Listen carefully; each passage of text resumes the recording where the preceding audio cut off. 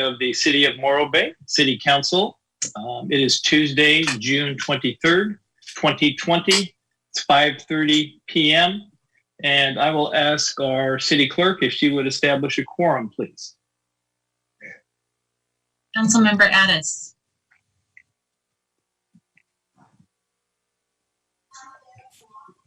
I believe Councilmember Addis is present. Councilmember Davis.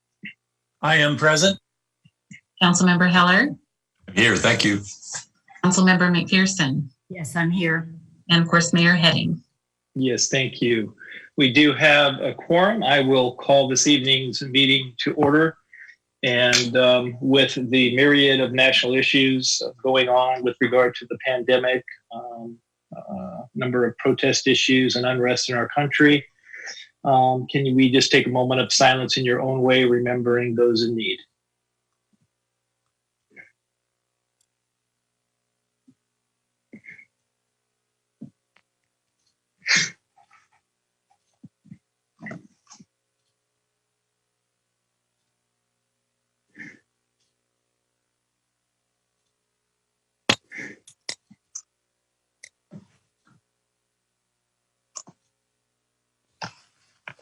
Thank you. And with that, I will move to the Pledge of Allegiance. We'll have the flag on the screen. And I've asked Councilmember Addis if she will lead us in the pledge. Councilmember Addis? Mayor Heading, I can't hear you at all. But in case you can hear me, I will recite the Pledge of Allegiance. So ready, begin. I pledge allegiance to the flag of the United States of America and to the republic for which it stands, one nation, under God, indivisible, with liberty and justice for all. Thank you, Councilmember Addis. Can you hear me now, or can anybody else hear me? I can hear you, Mayor. Okay. I can hear you, Mayor. Sounds like Councilmember Addis, others can hear me. I'm not sure what the issue may be, but hopefully you'll get your technology or the technology working. And maybe Zeke can check and see if you're perhaps muted. You came through just fine with regard to the pledge. So with that, I will move to a closed session report. Mr. City Attorney, any closed session report? Good evening, Mr. Mayor.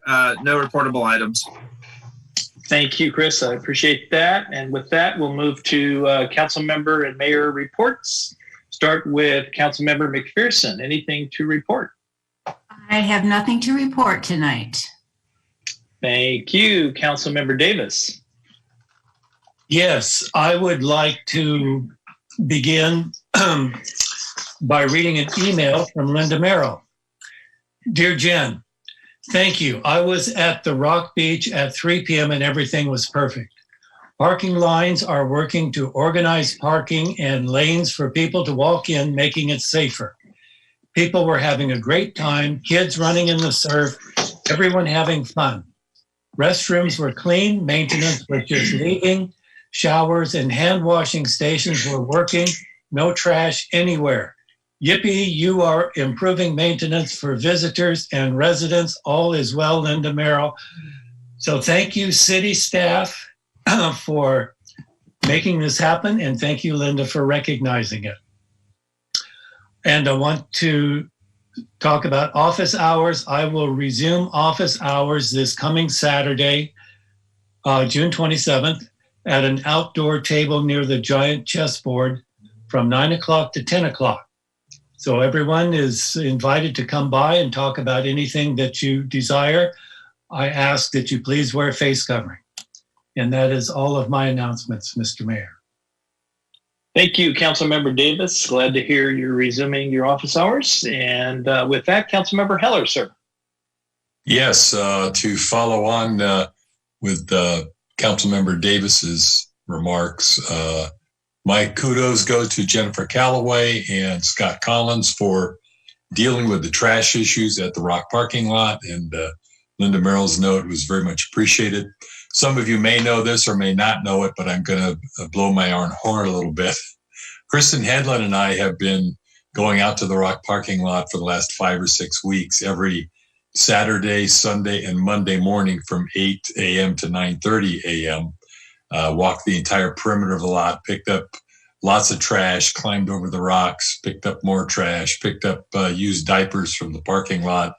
There's a lot of work to get to the point where it's as clean and looks as good as it has. And I'd like to thank Kristen for working with me. And we intend to do this the rest of the summer, and we're looking for volunteers to join us. So it's actually a lot more fun than you might think. So please reach out to me if you're interested in helping out. Those are my announcements. Thank you. Mayor Scott here. I'm getting emails and texts from people. They can't hear us on TV or on internet. Zeke, could you perhaps check our connection and make sure we're okay? Yes, so we're getting good feed from you here and out to the stream. Are you talking about the internet connection? Yes, I believe. I heard some people are watching on TV can't hear anything either. I'm on TV watching also, and I can see perfectly. There's about a 2-second delay, but okay. Now I'm getting texts that we're back, so maybe all is good. All right. Thank you for that. Thank you. I will continue to monitor. Oh, great. Thank you, Zeke. Councilmember Addis, announcements. Thank you. Not too many other than we still have the Wear a Mask Slow County campaign going. And so I would invite everyone to join that at womensmarchslow.com, or you can email us at womensmarchslow@gmail.com. We'd love to see a photo of you in your mask to encourage others to join in wearing masks. It's incredibly important as COVID cases are on the rise across our own county, and we're seeing a spike across the state. So it's important that we stay socially distanced and put our masks on and encourage others to do the same. Thank you for that. I appreciate it. By way of announcements, I will update our community. Most of you have probably heard that the governor has issued guidance for the use of face coverings. The guidance comes from the California Department of Public Health. This is a state order which supersedes the resolution of Morro Bay and takes precedence over that. Guidance is as follows. People in California must wear face coverings when they are in high-risk situations, such as inside of or in line to enter any indoor public space. Number 2, obtaining services from the healthcare sector in settings including, but not limited to, hospitals, pharmacies, medical clinics, laboratories, physicians or dental offices, veterinary clinics, blood banks, etc. Number 3, waiting for or riding on public transportation or paratransit or while in a taxi, private car service, or ride-sharing vehicle. And number 4, engaged in work, whether at the workplace or performing work off-site, when interacting in person with any member of the public, or working in any space visited by members of the public, regardless of whether anyone from the public is present at the time. Working in any space where food is prepared or prepackaged for sale or distribution. Working in or walking through common areas such as hallways, stairways, elevators, and public parking facilities. In any other room or enclosed area where other people are present when unable to physically distance. See, number 5, driving or operating any public transportation or paratransit vehicle, taxi, or private car service, or ride-sharing vehicle when passengers are present.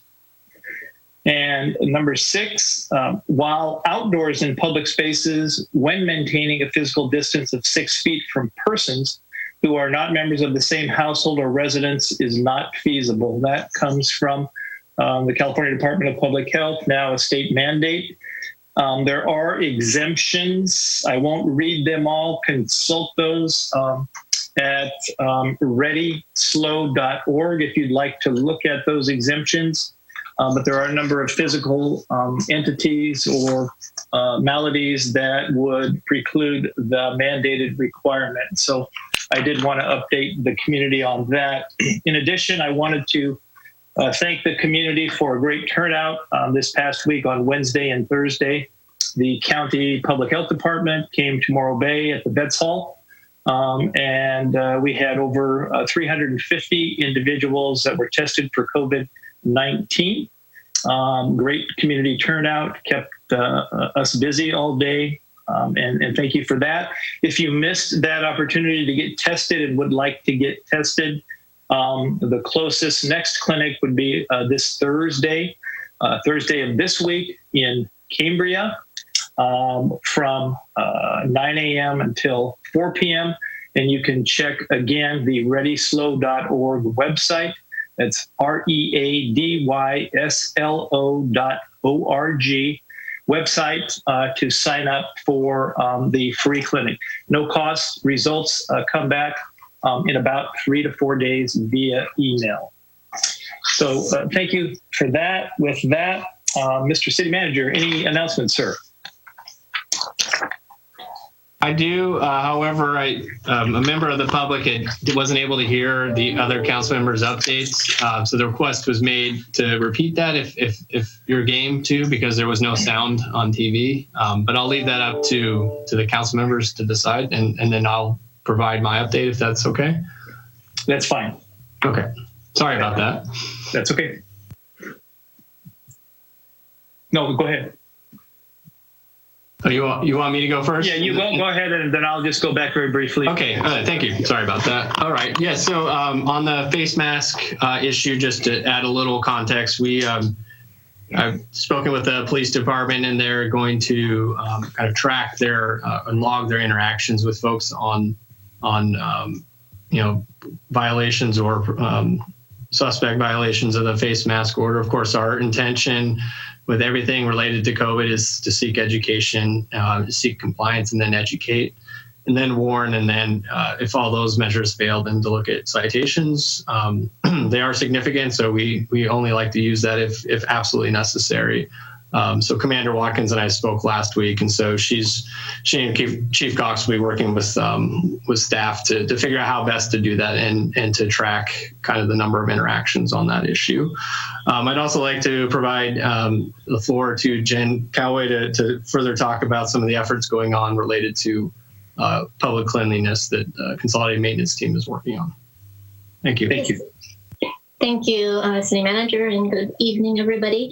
Thank you, Councilmember Davis, for reading the letter from Ms. Merrill, and Councilmember Heller for all of your efforts and help in picking up trash along the Embarcadero. As you know, the Consolidated Maintenance Team has a large area to cover, so we appreciate all the help in doing that.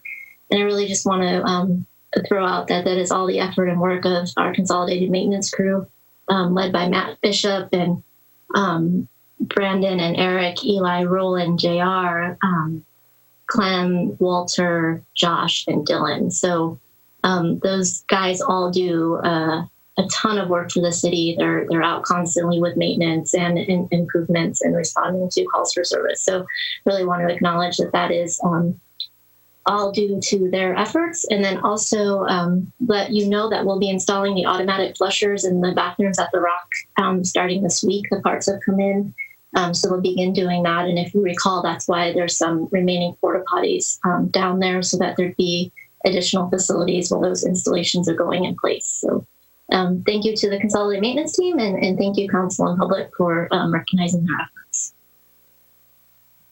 Thank you, Jen. And per request, very quickly, Councilmember Addis, could you remind us of your mask announcement? Several people missed other council members' announcements real quickly. Thank you. Yeah, so Women's March Slow has the Wear a Mask Slow County initiative. And basically you send a photo of you wearing your mask to womensmarchslow.com. That's our website, but you can send the photo to womensmarchslow@gmail.com. We would love to share the photo of you wearing your masks to encourage others. We realize there's a statewide order in place, and we also realize that social influence can be a game changer for folks to follow that ordinance. So we invite the public to join us. at womensmarchslow.com. Thank you. And Councilmember Davis, could you briefly go over your office hours again and briefly your report from Ms. Merrill? Yes. An email that council received from Linda Merrill. Dear Jen, thank you. I was at the Rock Beach at 3 p.m. and everything was perfect. Parking lines are working to organize parking and lanes for people to walk in, making it safer. People were having a great time. Kids running in the surf, everyone having fun. Restrooms were clean. Maintenance was just leaving. Showers and hand washing stations were working. No trash anywhere. Yippee. You are improving maintenance for visitors and residents. All is well, Linda Merrill. So thank you, Linda, for recognizing that, and thank you, staff. And I will resume office hours this coming Saturday, June 27th, at an outdoor table near the giant chessboard from 9 to 10 o'clock. Anyone is welcome to come by and talk about anything you like.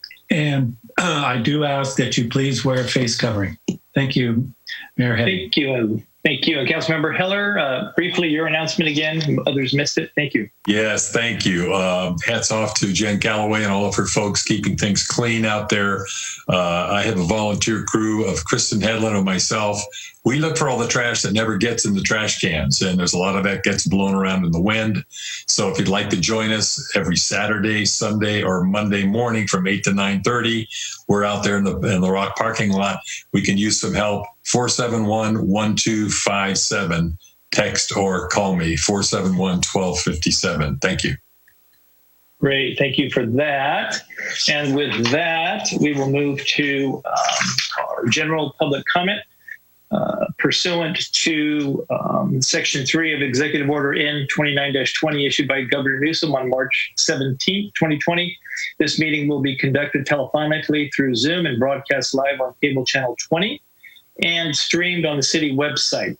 Please be advised that pursuant to the executive order and to ensure the health and safety of the public by limiting human contact that could spread the COVID-19 virus, the Veterans Hall will not be open for the meeting. If you would like to participate in public comment, which I'm about to open on the screen, the city clerk will give you instructions on how you can get in the queue. Just wanted to mention that for presentations, we do have a proclamation that's contained in the consent agenda. Unfortunately, members from the NAACP could not be here this evening to receive that, so I will allow that to be moved if acceptable during the regular consent agenda. So with that, I'm opening general public comment. This is for public comment in general for items on the agenda for which you can't stay to give public comment later in the meeting when that item comes up, or any public comment in general that you would like to make. Again, please check our screen out, or if you have a copy of the agenda, it gives you two methods by which to access public comment. Please do not forget to either raise your hand if you'd like to make a comment, if you have entered via Zoom, or if you called by telephone, use *9 to raise your hand.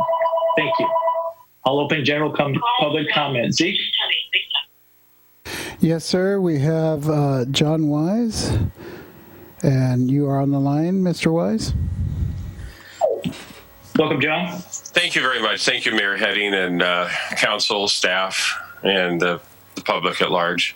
I wanted to actually echo what Red and Linda had mentioned, and that is to praise Jeff and Kristen for their work at The Rock. I did spend some time at The Rock and had a great time, but I could see that they were doing an awesome job. So Betty and I are working our way to the Embarcadero. We were picking up all kinds of things, diapers and bottles and cigarette butts and things like that. So we go Saturdays typically at 9 o'clock and then someday during the week so that we can help in that effort as well. And it's a lot of fun. So like Jeff says, I'd encourage everyone to participate to help keep our town clean. I also try to clean up other areas of the community when I have an opportunity.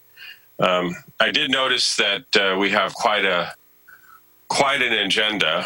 We have 319 pages and 54 pages of correspondence. And so, largely it comes down to, we have a lot of funding issues, and I want to just commend Scott Collins and our city manager and Jennifer Callaway, our finance director, for their extremely hard work, and also the committee that Scott had put together. I can't compliment them enough. My strong concern is relates to the conveyance facility that is going out to bid. It's bid at $27 million.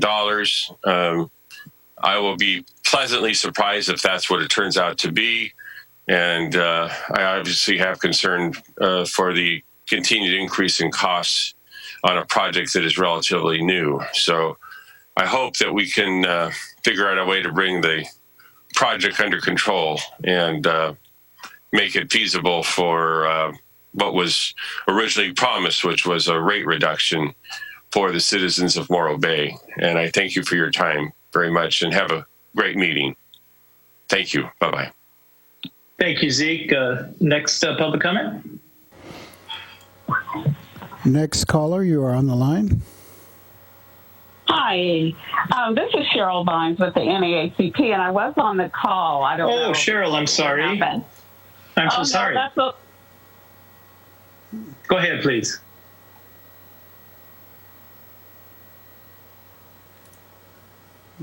Zeke, do we have Cheryl? Just a moment. I'll see if I can get her. Thank you. Cheryl, is that you?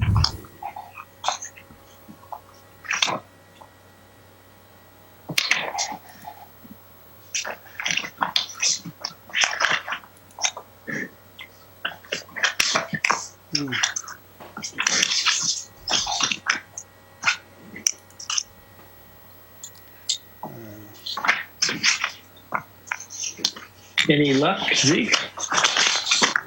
I'm trying, and okay. I think maybe there she is. Cheryl, are you there?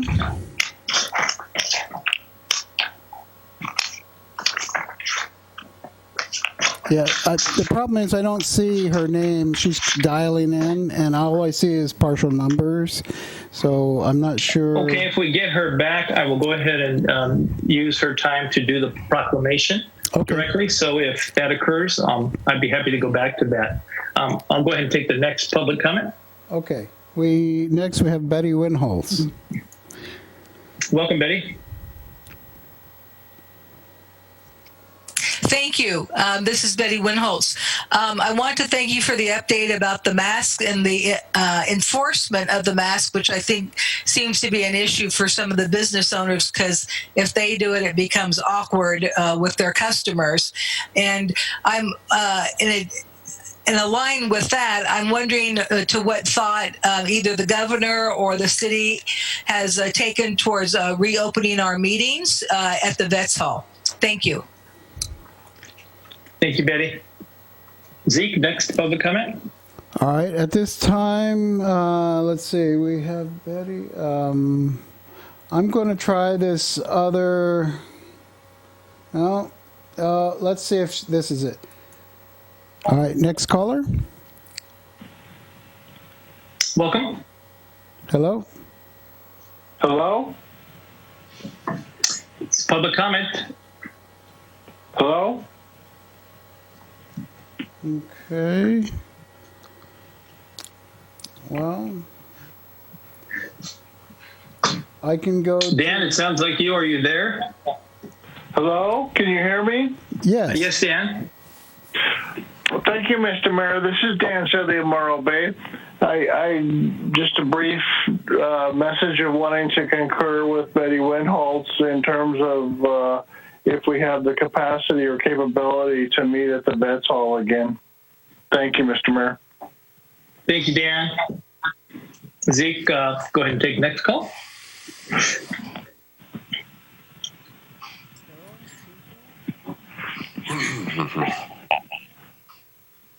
Carol Truesdale, are you there? Hi there.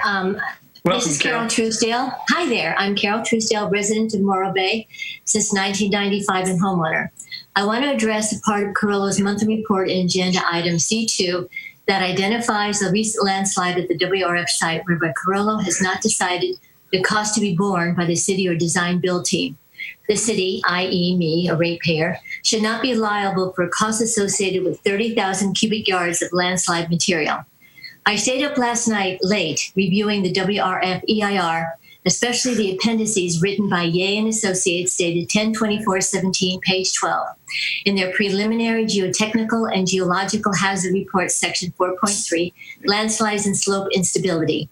And here's a direct quote: a landslide, in paren, about 100 feet across, close paren, is present on east-facing slope west of the proposed northern WRF area and northeast of the southern WRF area, end of quote. I also reviewed the City of Morro Bay Local Coastal Plan, Chapter 10, Figure 25, landslide risk map, which shows the entire site is a high landslide risk rating. In the Morro Bay Water Reclamation Facility Project Draft EIR, it specifically addresses hazardous landslides, and these pages are 3.6-6 landslides. In Figure 3.6-2, geological hazards, also in the following pages: 3.6-15 mitigation measure, GEO-1, 3.6-18 landslides, WRF and mitigation measures, 3.6-19 geological instability, 3.6-22 mitigation measures, GEO-1 is required, and finally page 4.15, geology, soils, and seismicity. The possibility of a landslide should have been calculated in the scope of work. So I have these 4 questions to ask. Did the contractor plan for landslides in the scope of work? 2, was WRF mitigation measures GEO-1 completed? If so, did the contractor even look at it? 3, if mitigation measure GEO-1 was not completed, why not? And 4, who exactly is looking out for the financial interest of the Morro Bay ratepayers concerning this project? Additional costs associated with this landslide is a second major delay surrounding this project, and Morro Bay ratepayers should not be held financially responsible for project management incompetence. You, the council, need to establish right now that the water, sewer, Morro Bay ratepayers who are our neighbors, our neighbors, that are seniors on fixed income, young families, small business owners, restaurant and hotel workers who carefully watch over their budgets, are not an ATM machine. I'm done. Thank you. Zeke, next public comment. Speaker, you are on the line. Public comment.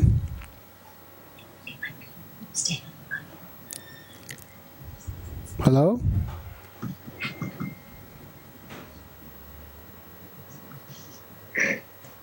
Hello, anybody there? You are on the line for public comment?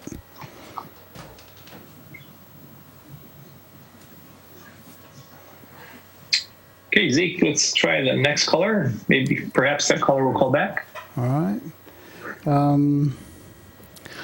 Well, we don't have any more in the queue with their hand up. There is one person that is on the line but is not responding. If there's anybody on the line for public comment, please use your raise hand, either on the Zoom indicator or if you've called in, *9, please.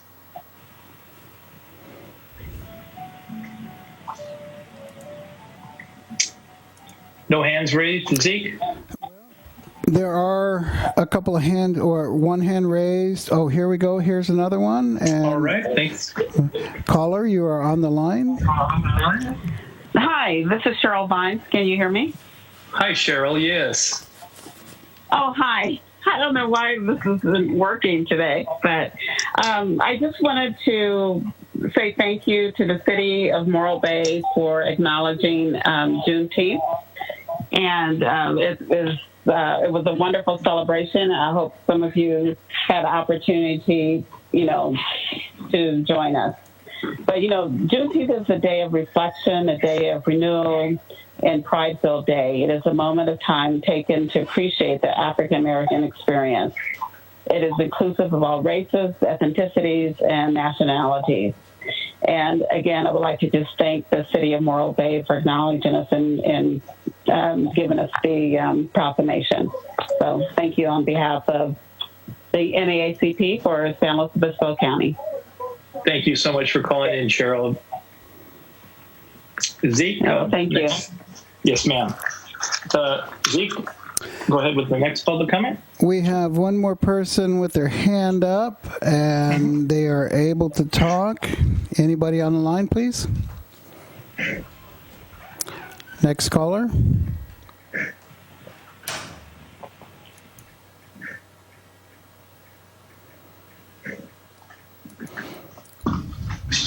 I can hear somebody there, but okay, if we don't have a hand raised, let's give it a second. No hand raised. Well, there is one hand raised, but nobody's speaking. Public comment is open. Are you on the line?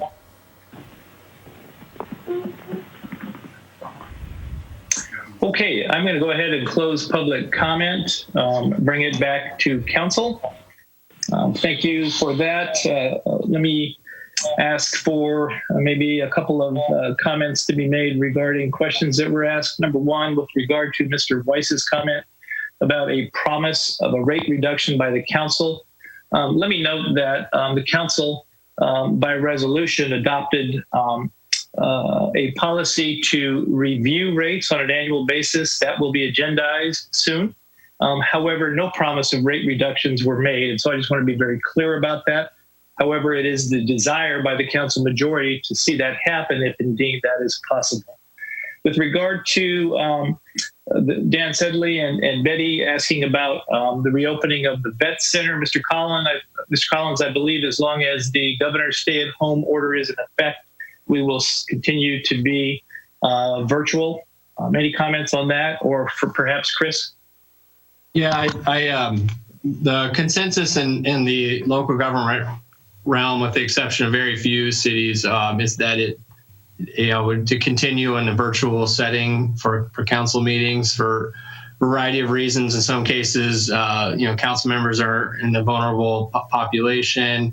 Others is that we can't have gatherings over a certain size, and thus you would have to have significant social distancing to make it work, and that could, in some respects, abridge public participation because only so many people could get in the room to participate. I think Chris can elaborate a little bit more on that end, but right now I don't believe is the time to resume in-chamber meetings. And I'll let Chris go off, expand a little bit. Thank you.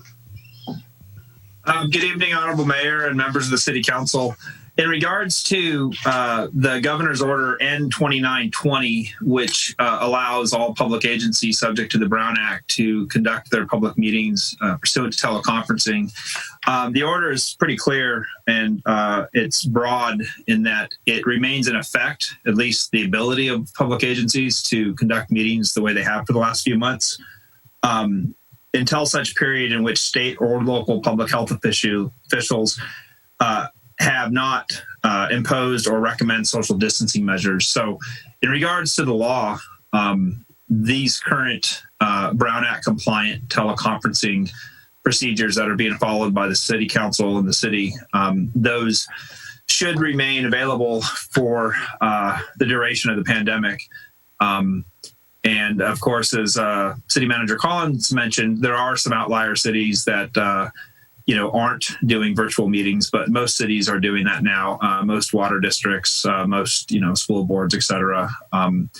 As to when the switchover occurs, that of course is a staff and council decision. And I would suggest that it be predicated upon whether or not the conditions that that generated the desire to go to teleconferencing have substantially changed. But again, that would be a policy decision. But currently, right now, and for the near future, the lawful authority to conduct the meetings the way that they have been to make sure that there are safe public meetings, they certainly remain still in effect, and they will, I believe, for some time. Thank you, Chris. I appreciate that.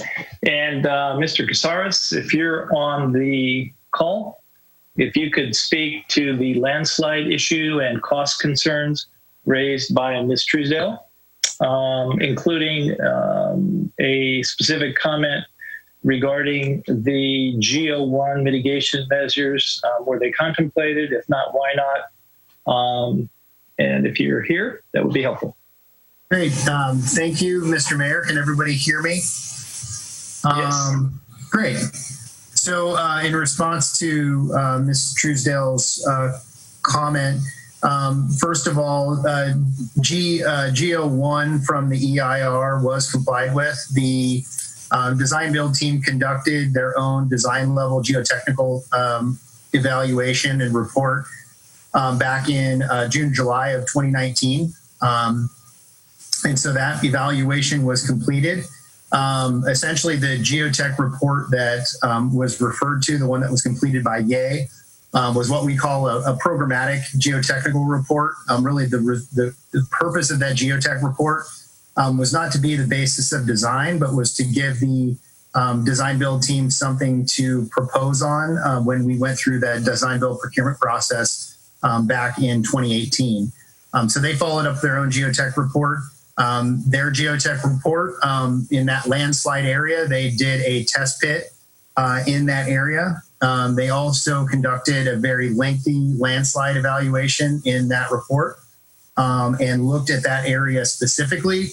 And the result of that report was the recommendation to continue with the slopes that had been recommended previously by YAY. I do want to say that the timing of this is interesting. The slide occurred. We've been focused on mitigating and doing what we need to make the site, number one, safe, and then also to modify the design to make it work. And we are now getting into the discussion of what is the cost and who pays for it. And I don't want to say too much about that process, but that'll be negotiation with the DB team. But it's very clear that the city has one position and the design build team has another position, and I'll leave it at that. And any changes to the project cost would obviously come back to council for review and approval. But we have not determined, number one, how much the cost impact would be and if the city would bear any of that cost. Thank you for that update. I appreciate it. And with that, that ends comments back. I will go ahead now to item A, consent agenda. And I will open up the public comment. This is for items on the consent agenda. Anybody from the public wishing to speak regarding consent agenda items, please raise your hand in the queue now. Zeke will recognize you and will welcome you to speak. Zeke, do we have any Yes, sir. item? Caller, Yes, you are on the line. Hello, Mr. Mayor. This is Dan Sedley. How are you? Thank you, Dan. Fine. Thank you. Welcome. Thank you, sir. I have a number of comments regarding the consent agenda. The first is item A3. Item A3 was the affordable housing proposition that was on the last agenda item, and it was passed on at that time. It was a business item at that time, or maybe it was tabled. I might have that word wrong. At any rate, now it's on the consent agenda, which the consent agenda doesn't allow a great deal of discussion or interaction, and so I'm opposed to it being on the consent agenda. I feel that it should remain to be a business, a B item or a C item for greater discussion and review. A4 has to do with the sidewalk permitting requirements. The city council continues to give credence to the wearing of masks. My question is, does sidewalk vending provide adequate social distancing at all times? Social distancing provides a greater deal of degree from the COVID than even the masks do. So I am adamantly against it. If social distancing cannot be maintained and our citizens protected in that regard. Item A6 is the monthly report on the water reclamation facility. I'm opposed to this being on the consent agenda because it allows for providing direction if deemed appropriate, and therefore I believe that this should always be on a C item if the city is going to be providing direction in regards to the monthly report. If it's just a review and receiving, then I understand it being on the consent agenda. But if there's direction provided, it should be on a C item. That concludes my comments. Thank you, Mayor. Thank you, Dan. Zeke, next public comment. Scott, you're on the line.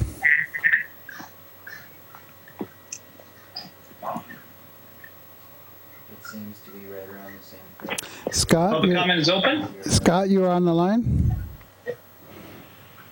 Okay, I think I must have been muted. Can you hear me now, everybody? Yes, Scott, welcome. Okay, thank you. Good evening, Mr. Mayor and members of the City Council. My name is Scott Smith. I'm the Executive Director of HASLO, the Housing Authority of San Luis Obispo, and I wanted to actually speak in favor tonight of you approving item A3, the affordable housing item, which is essentially asking to utilize some of your in lieu affordable housing funds that have been paid in by private developers, as well as some fee deferrals. And what I wanted to emphasize really that you should know on this and why it's significant is that the primary source of funding that makes these affordable projects work and feasible is a program called the Low Income Housing Tax Credit Program. And we're only able to apply for that funding twice a year. And the schedule is always a little bit different each year, but this year it's July 1st, and then the next opportunity is not until mid-March of 2021. So, a good, well over 9 months away. And the significance to that is that that's a very competitive program. We've utilized it a lot, as do all affordable housing developers, for affordable rental housing. In those applications, you have to show some kind of local commitment for these in lieu funds or fee deferrals, et cetera, or you might as well not apply. You're just not going to be competitive. And so that's why it's here, on this June agenda. And I don't think there's an opportunity to have it any later. It was just sort of the circumstances. So, it's a great project. The effect of not acting tonight, obviously, it delays the project, but that's a long delay. And the net impact is people are desperate for housing, and people really need housing. They have a crisis. It also raises the cost because you've got interest accruing on the land and all the architecture and engineering, et cetera. So these are some unique circumstances. It's a competitive program to obtain the funding from, but there's a unique aspect of this July 1st round, which is the governor made a one-time supplemental appropriation or allocation of funding. So there's a little bit more funding to go around. So we're hoping we might have a better chance of actually winning the competition. But we have to have that local commitment, or we can't even get to first base. So it's a great project. We know that you all realize the great need for affordable housing, and we urge you to approve it tonight. Thank you. Thank you, Scott. Next public comment, please. Betty Winholtz, you're on the line. Welcome, Betty. Thank you. I'm going to speak to 3 items, and let me start with A10, which is the funds that are being used on Main Street between 41 and the overpass of Highway 1. And my question was if this is a multimodal project, or if it's just the repaving of the vehicular trail or vehicular path, and there will not be any bike or pedestrian improvement along that way. And my regard with A6 is I had sent some comments in, and I appreciate your responding with some of them. I'd like to insert a few responses to that. regarding the ephemeral stream that's being called an erosional feature. It's not an erosional feature. It's always been defined as one of the channels. And the CDF does have the right and the jurisdiction to talk about that, and particularly if they find anything else of significance there, which I believe that they have. It would be real helpful if the reports that Mr. Caceres has referred to, and in the comments here, there were several. The Yay report you talked about with Ms. Truesdale is available in the EIR, but the geological technical reports, the BD team reports, the Earth system specific reports, there's a number of reports that are not online. If those could be posted online, that would be real helpful for our education. Let's see, I'd like to refer back to then later down when we talk about local hire and stuff. If Mr. Mimiyaga is indeed a resident of Morro Bay, it's my understanding that engineers need to report their change of address to the state, and that hasn't been reported to the state. It still lists him as living in Ventura. And then the other thing is the pipeline plans. You said that you would let them know about that at their first meeting. I wonder if that should not go ahead and be included in the document, so as an amendment. And then will local hire have any influence at all in terms of who you award the contract to? And then my last brief comment, as Mr. Smith has mentioned, is regard to A6. I understand you've been put in a hard place in terms of timing, and I appreciate that. He's calling it a great project. I'm seeing that there's some problems with the project, and I think those need to be aired. And I would hope that they would be done fairly, and it's my concern that they may not be. And so you have a tough decision to make. Thank you. Thank you, Betty. Zeke, next public comment. Mr. Mayor, there is nobody in the queue at this time with their hands raised. Okay, then I will close public comment on consent agenda. Ask if there are any items to pull. Any items to pull? Any council members want yes, to? Mr. Mayor, I'd like to pull A3, A6, and A12.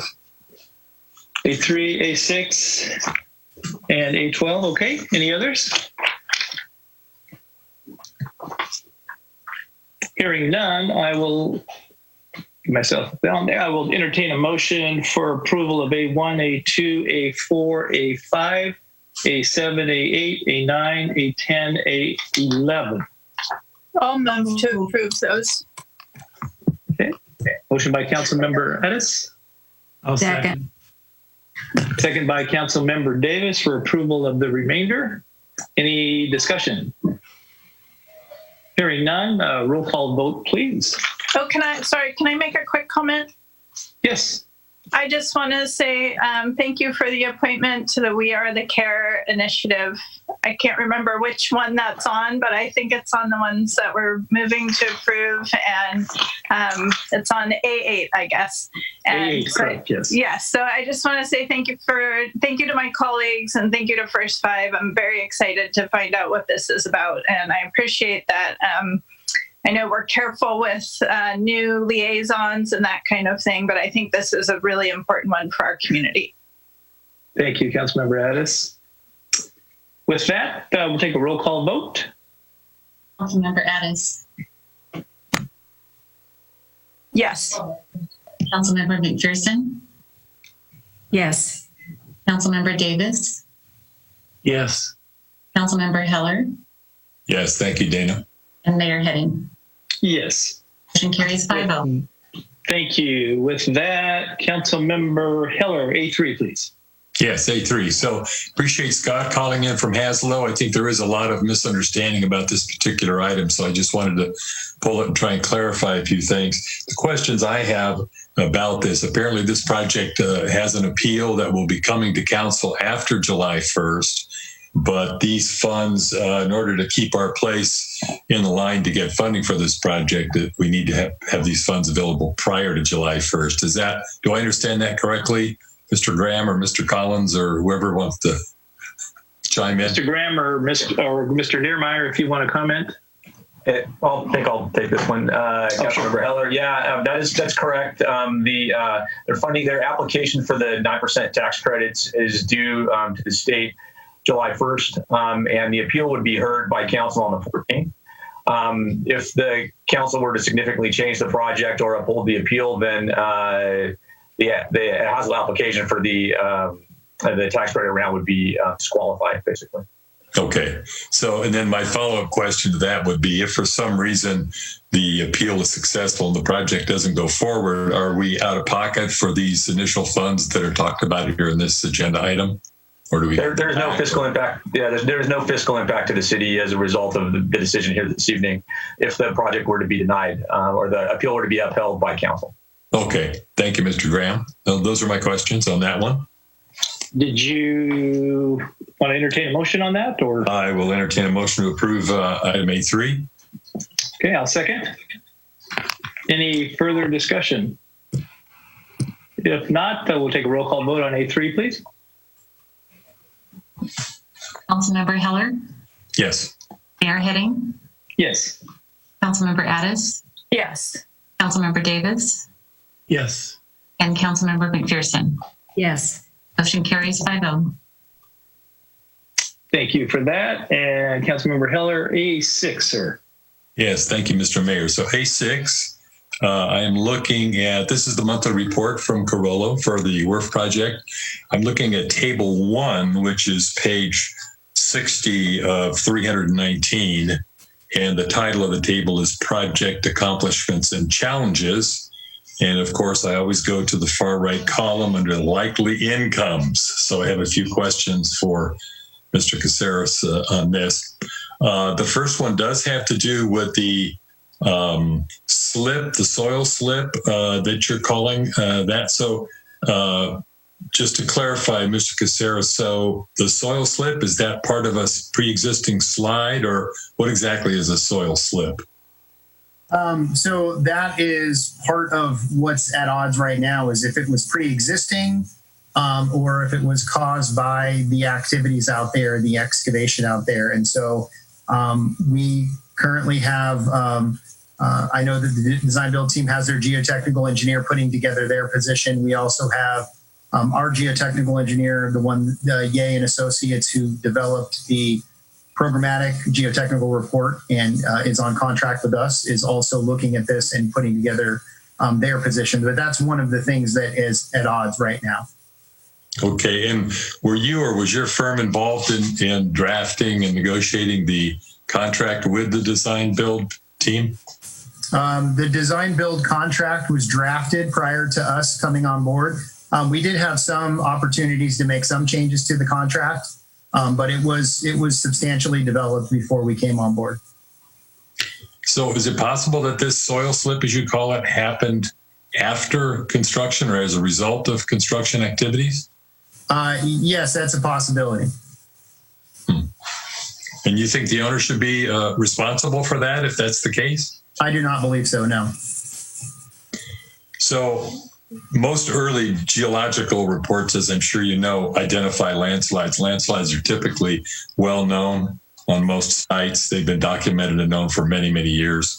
Would you say that's the case with the reports for this project? I don't believe that this is in the area where this slide occurred. I do not believe it was a pre-existing landslide, no. Okay. So it could result in a future PCO depending on your negotiations with the design build team. Is that right? It's a possibility, yes. Okay.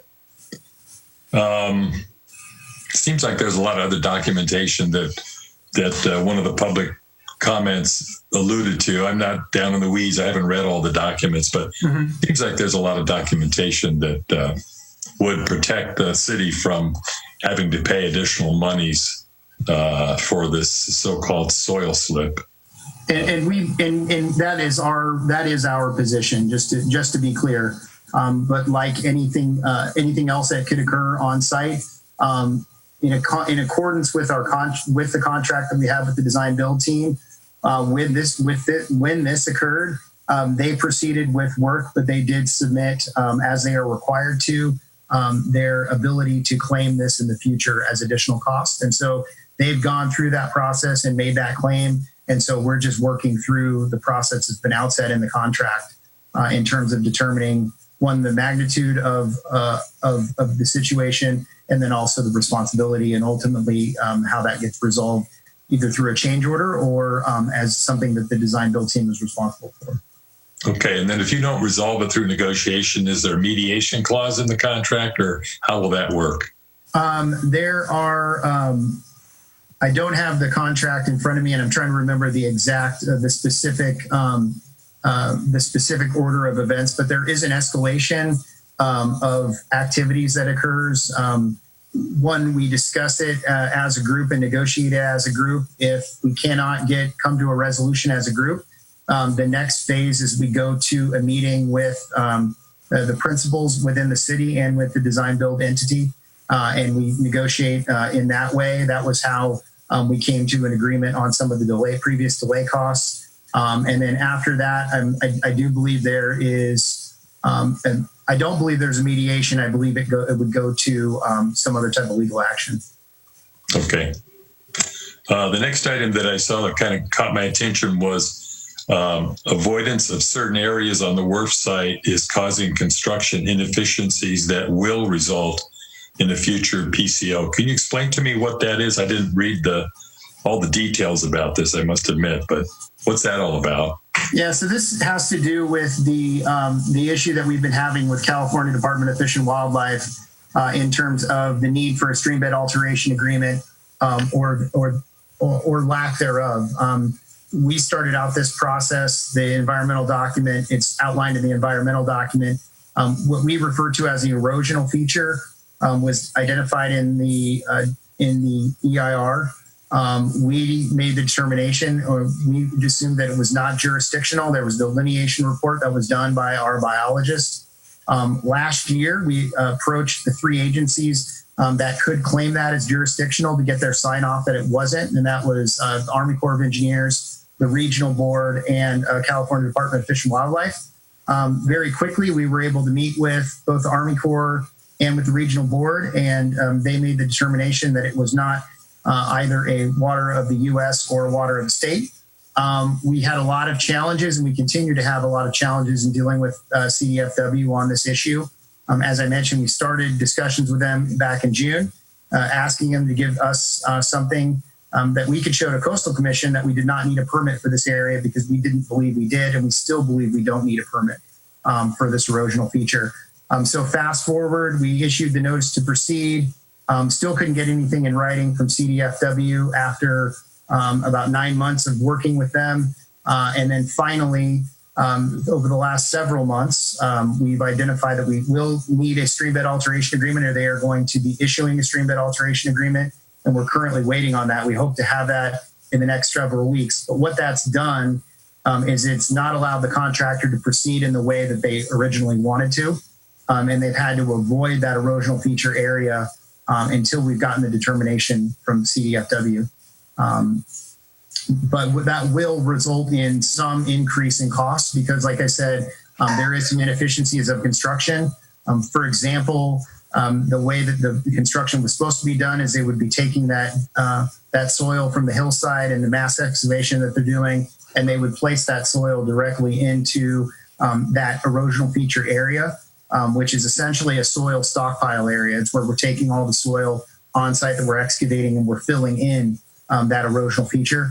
And they've had to stockpile that material, and they are going to, at some point in the future, move that stockpile into that erosional feature at such time that would trigger an increase in cost because they've now had to touch that material twice when they had only anticipated touching it once. So again, it's another item that we are tracking, and we were working with the DB team in negotiating what that outcome looks like.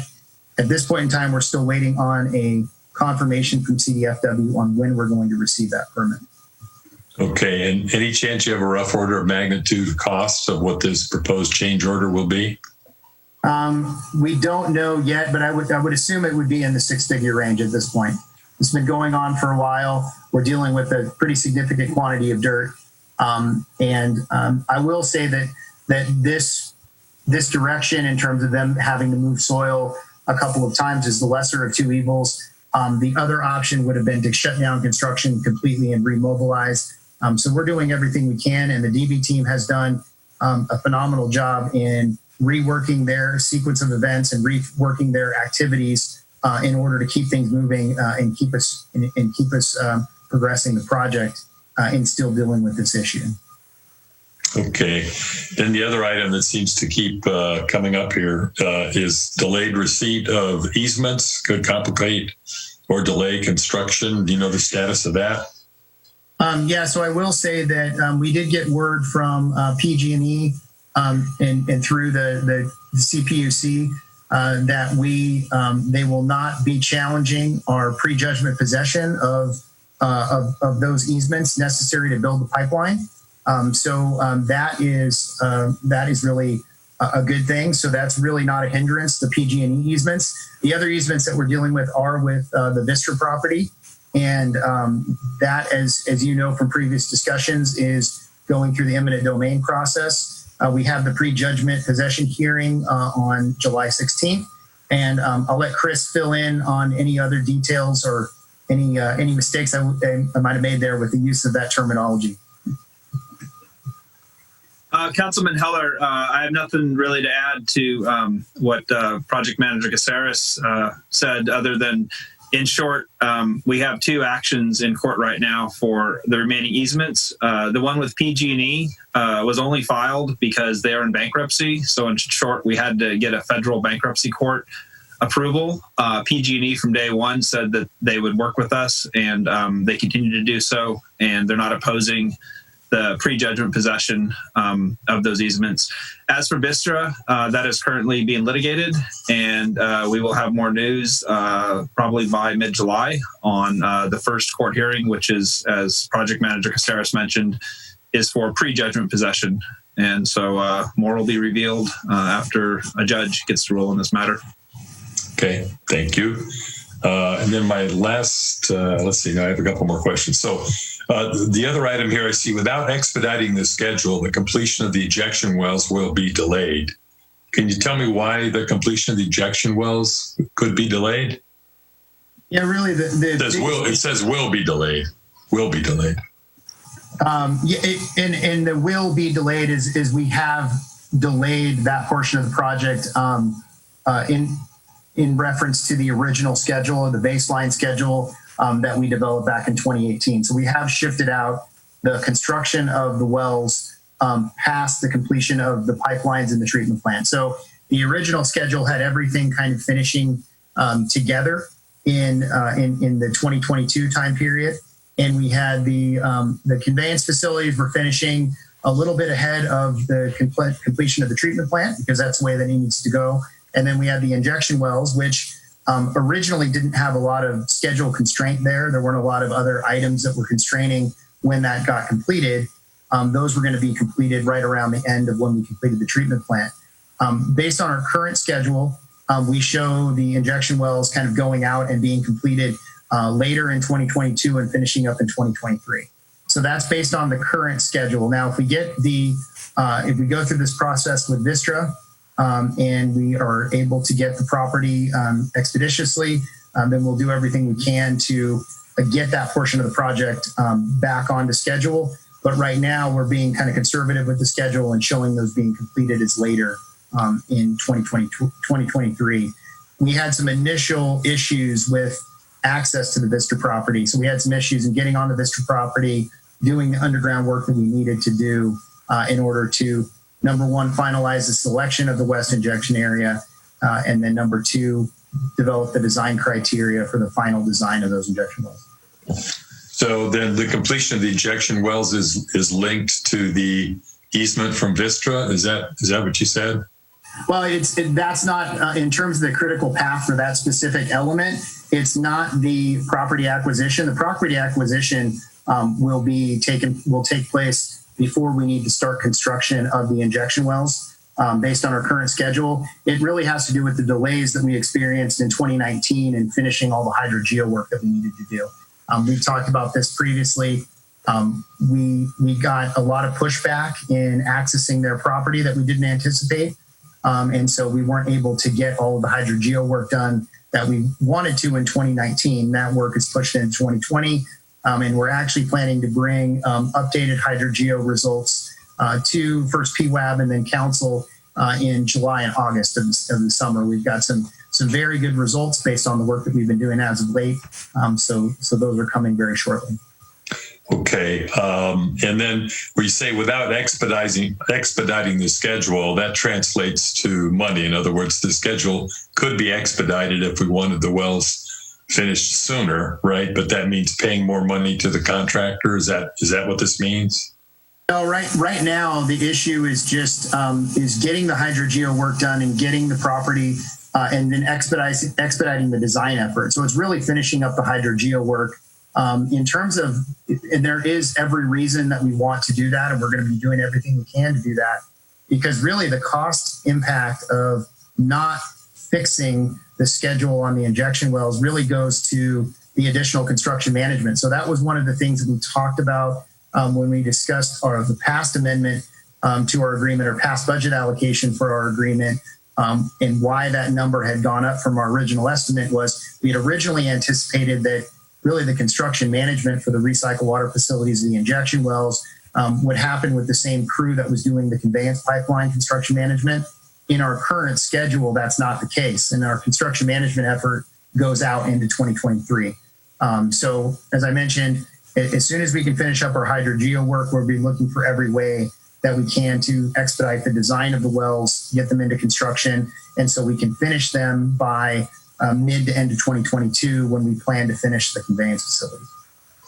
Okay, and then remind me, how much do we have left in the contingency for the WRF portion part of the program? There's about 1.6 million that's left in the WRF contingency, plus another roughly 500,000 in environmental allowance that hasn't been used to date. Okay. Okay, those are my questions on A6. Mr. Mayor, shall we move to approve this or go on to the next one? Yeah, we'll go ahead and entertain a motion for that.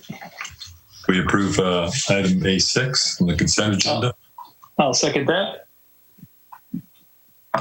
Any further discussion? If not, roll call vote, please. Councilmember Heller. Yes. Mayor Heading. Yes. Councilmember Addis. Yes. Councilmember Davis. Yes. And Councilmember McPherson. Yes. Thank you, Councilmember Heller. Excellent questions. And A12, I think yes, you pulled A12 as well, sir. I did. So A12, quickly here. So A12 is the proclamation declaring Saturday, June 20th as Juneteenth Day. So I'm wondering unless I'm mistaken, isn't Juneteenth June 19th, not June 20th? Yes, it is. Can you explain that to me? Sure can. This was a request from the NAACP, and they are requesting this date, specifically the 20th, even though Juneteenth occurs on the 19th. The celebration date that they're asking for is the 20th. And so this was at their request, and that's why it's basically on that date. Okay, and is there any intention to make observance of this day an annual event for the city here, or has that not been discussed? Or well, this proclamation would declare it as the city of Morro Bay would declare June the 20th as Juneteenth Day in the city of Morro Bay, as we've done with other proclamation dates. For future years? Right, it'd be the third Saturday of June, basically. Okay. So the date would change from year to year, but it'd be the third Saturday. And I think that's to allow for weekend celebrations of the event, as opposed to actually, if the 19th fell on a weekday, there might be issues with regard to that. So, thank you for that. Those are my questions. I move we approve 812 on the consent agenda. Thank you. I'll second that. Any further discussion? Okay, roll call vote, please. Councilmember Heller. Yes. Mayor Heading. Yes. Councilmember Addis. Yes. Davis. Yes. And Councilmember McPherson. Yes. Motion carries 5-0. Thank you. That moves us to item B. This is public hearing. We have a number of public hearings today. We are on item B-1. We will start with, as usual, the staff report, council question and answers. I will open up public comment and the public hearing at that time. After public comment, I will close the public hearing, bring it back to council for discussion, and entertain a motion. That will be the format for each of the public hearing items that we have. I believe the majority of which we have had previous discussion on. And so with that, I'll start with item B1, adoption of resolution number 57-20, directing the levy of the annual assessment for the Cloisters Landscaping and Lighting Maintenance Assessment District, and turn it over to Mr. Leivik, sir. Thank you, Mr. Mayor, City Council. This item, as you said, is to approve the levy the annual assessment for the Cloisters Landscape Lighting Maintenance Assessment District for this next fiscal year 2021. As you recall, at the May 12th meeting, Council adopted Resolution 44-20, approving the engineer's report and describing the annual maintenance that would be completed at the Cloisters Park. And that resolution also declared the intent to levy the annual assessment to finance this maintenance. The assessment is projected at $1,241.20 per assessable parcel. The financial plan that was included in the engineer's report was incorporated into the city's operating budget. And that concludes my brief report and can answer any questions. Thank you. Thank you, Mr. Leivik. Appreciate that. With that, I'll open it up for council questions. Councilmember McPherson, any questions? I do not have any questions. Thank you. Councilmember Addis, any questions? I don't have any questions. Thank you. Councilmember Heller, any questions? Quick question. Was there something on this item pertaining to playground equipment, or did I get this mixed up with another? No, that's correct. Ms. Beatty had written in about that. Mr. Leivik, would you mind responding to that? Not at all. So the park does contain a play structure that was constructed with the original development in the late 90s. The most recent audit that we've had on that play structure has found some issues with it.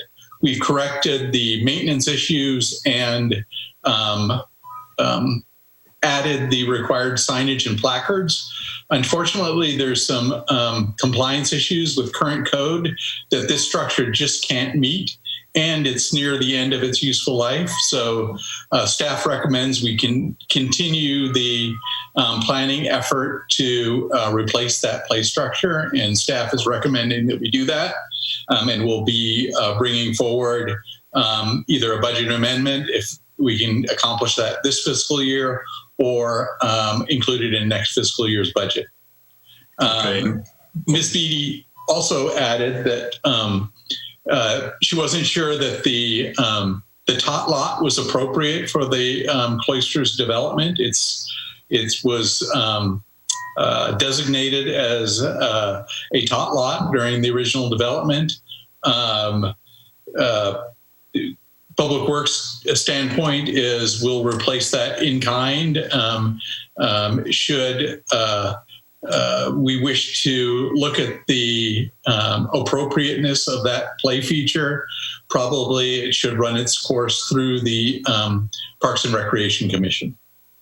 Okay. That concludes my answer. Thank you, Mr. Leivik. And the compliance issues you referenced, could you tell me what a couple of those might be? There's a couple of ADA issues. The height of the play surface above the landing area, it met the requirements in the 90s, doesn't meet the current requirements.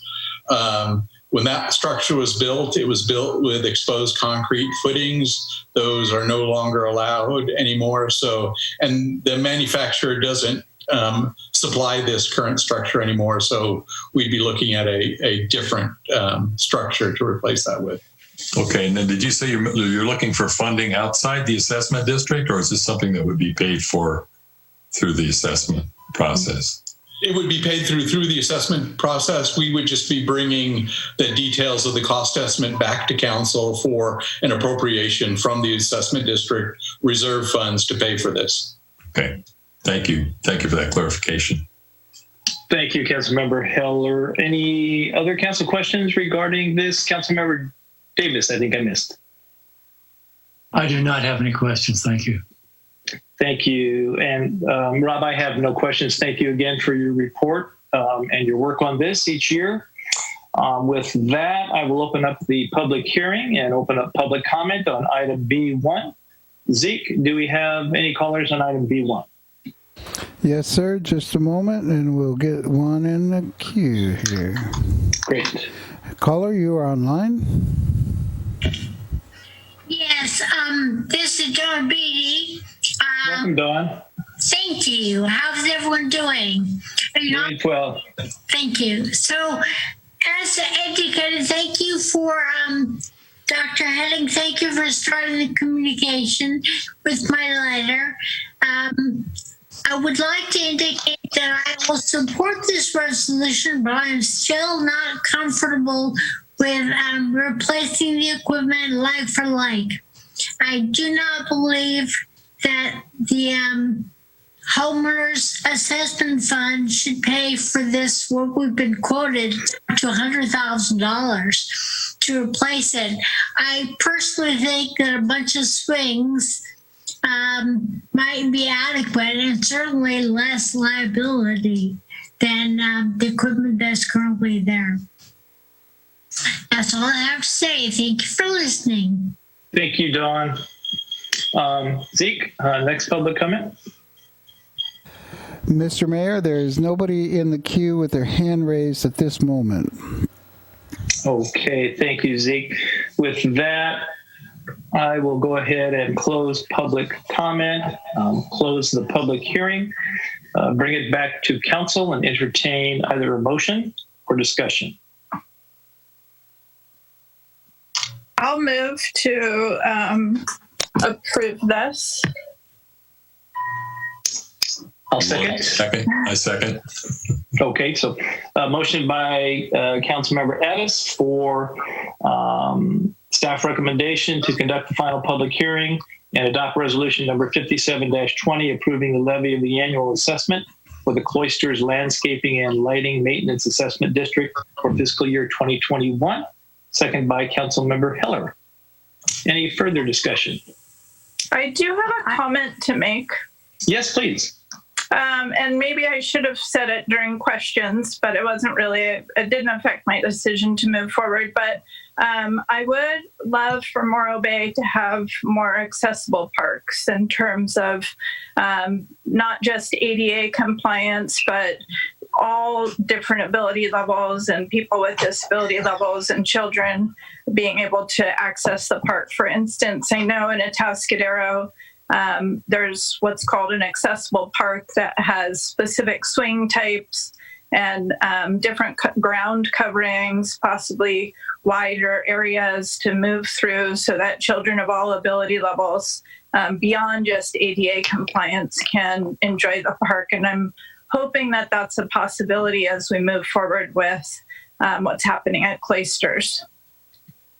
Thank you, Dawn. I appreciate that very much. Any other comments Yes, I would like to make a comment. Yes, Councilmember McPherson. Thank you. I just wanted to ask Mr. Livick if he intended to consult with the cloister's residents before deciding on what kind of play equipment to get for the park.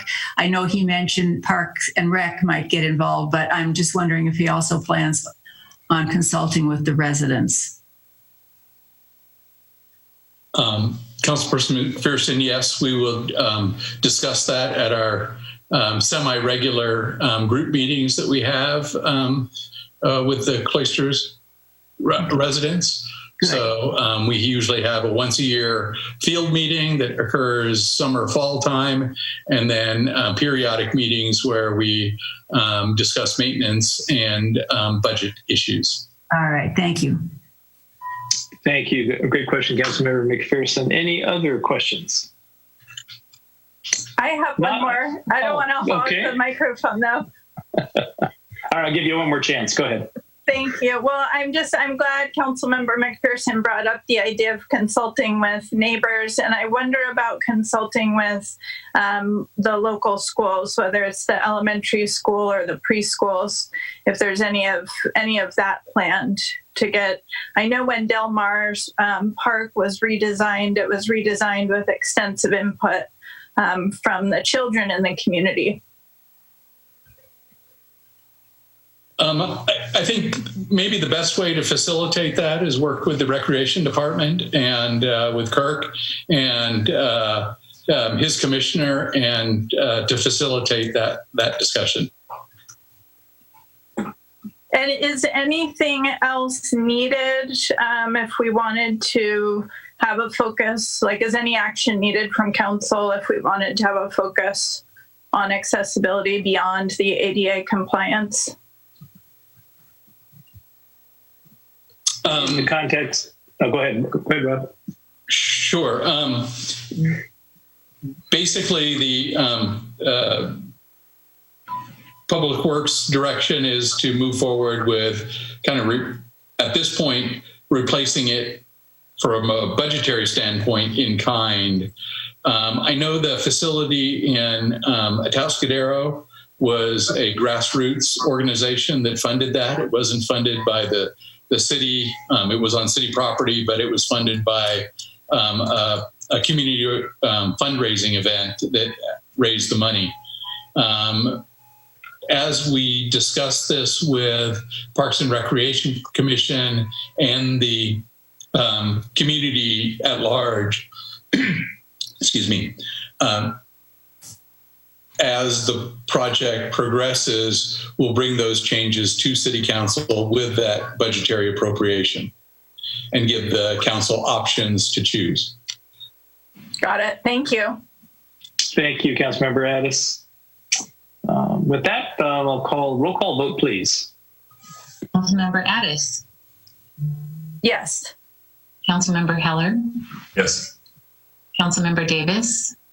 Yes. Councilmember McPherson. Yes. And Mayor Heading. Yes. Motion carries 5-0.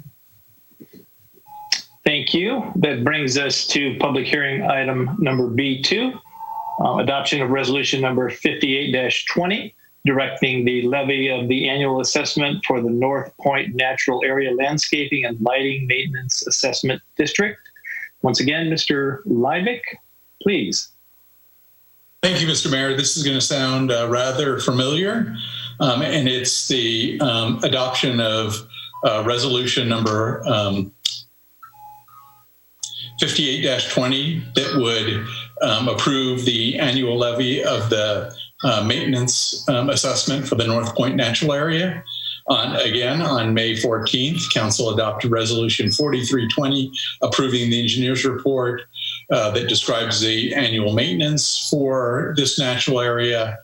The proposed assessment is projected at $564.50 per assessable lot in the North Point subdivision.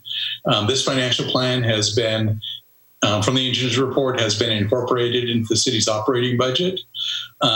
We did have a question prior to the council meeting regarding a stop sign that was installed on Toro Lane. That is the privately maintained section of Toro Lane, and no assessment district funds were used for the installation of that stop sign. I believe that the questioner also wondered why a stop sign warrant analysis wasn't performed for that stop sign, and it is on private property. It's like a stop sign in Albertson's parking lot. It's not law enforcement enforceable, and it's really just guidance from the homeowners association. I think their desire was to slow down traffic there. That concludes my report, and would be happy to answer any questions again. Thank you again, Rob, for your report. And with that, I'll open up for questions. Councilmember Heller, any questions? No questions. Thank you, Mr. Mayor. Thank you. Councilmember Davis. No questions. Thank you. Councilmember McPherson. No questions for me either. Thank you. Thank you. Councilmember Addis. No questions. Thank you. And I have no questions, Mr. Liebig. With that, I will open the public hearing. And Zeke, is there any public comment on item B2? Mr. Mayor, there's nobody with their hand raised at this moment. Okay, thank you. I will close public comment on item B2 and close the public hearing.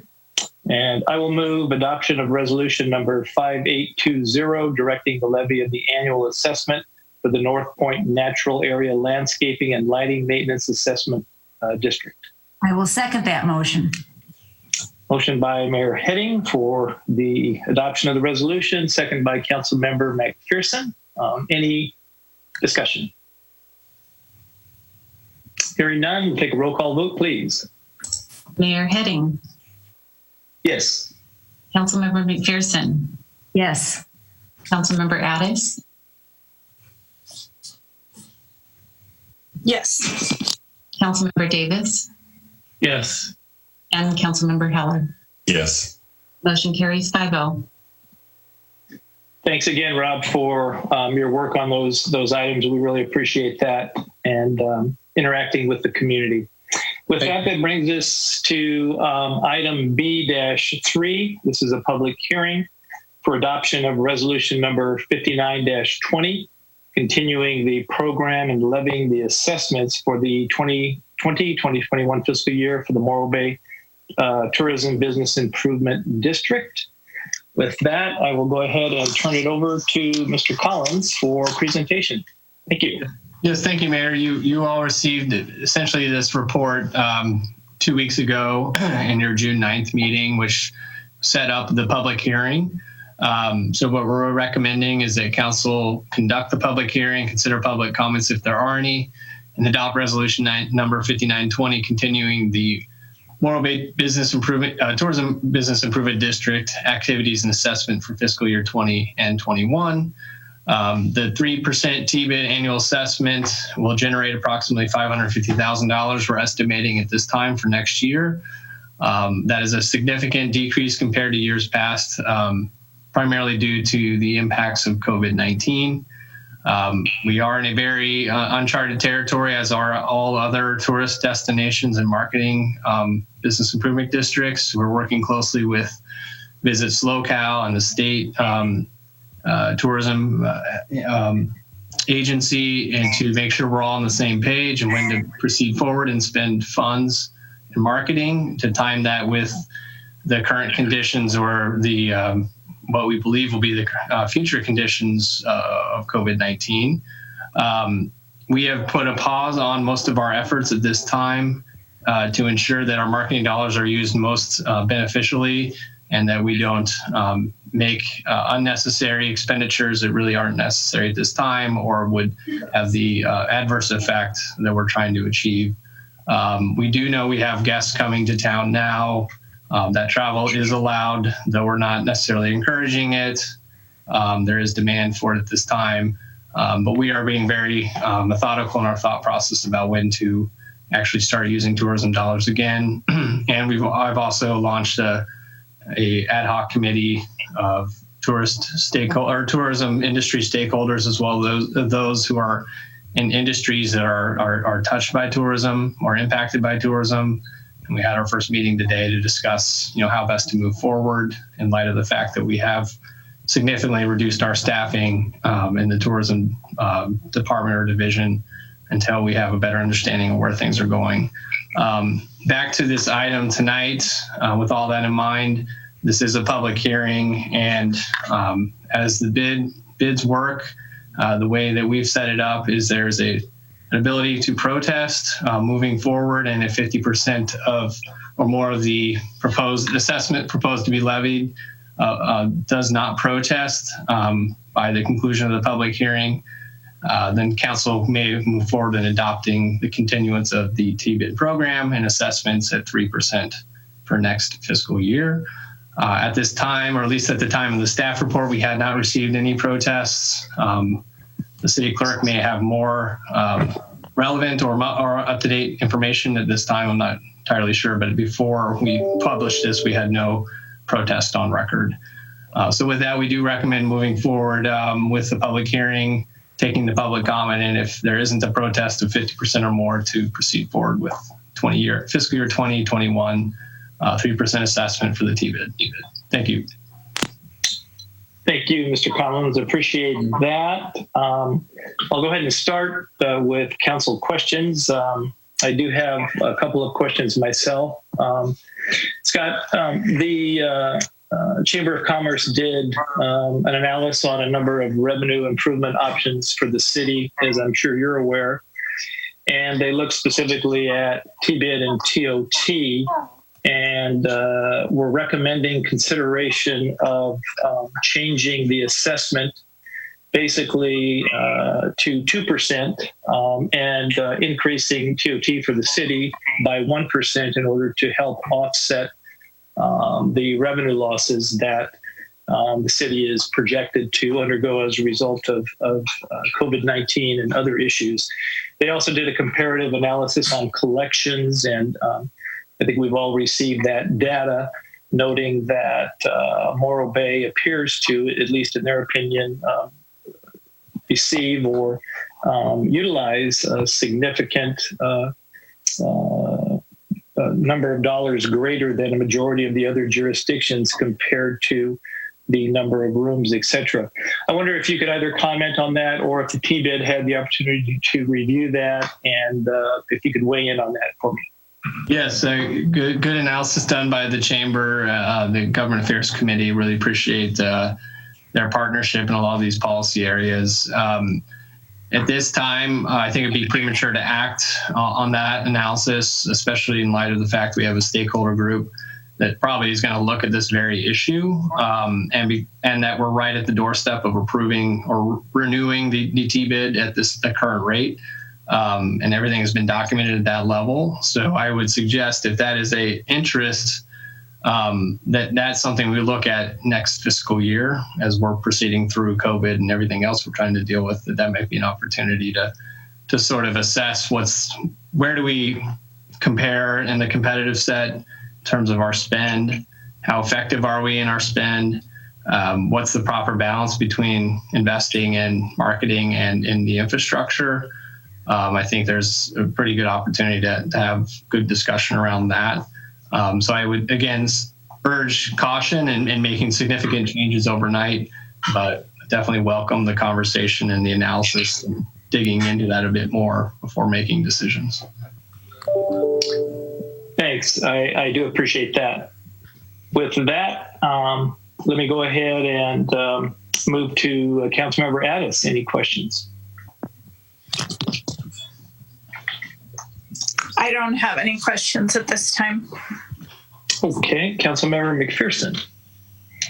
Thank you, Mr. Mayor. I actually had a question that you just asked because I noted the Governmental Affairs Committee's recommendation, and I was curious to know what our stance was on that.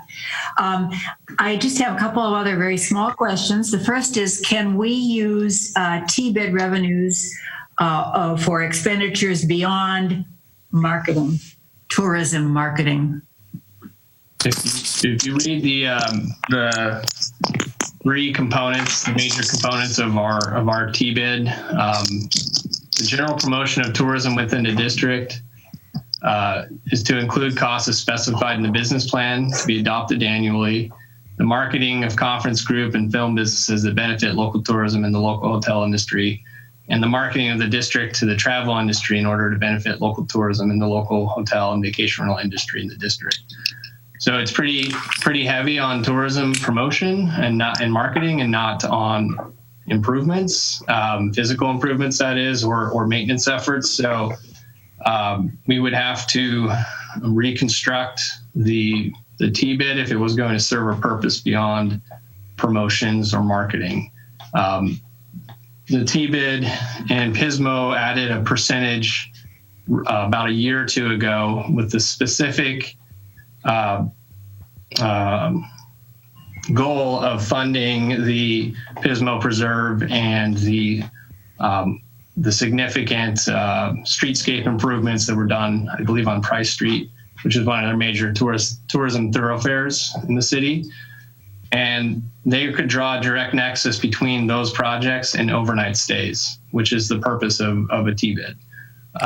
So if we could do something similar, and whereas we have a specific project in mind that could be funded from T-bid, and you could make the argument that it would serve to extend the overnight stays or encourage more overnight stays, that you would hold up in court if somebody were to sue us. And that's a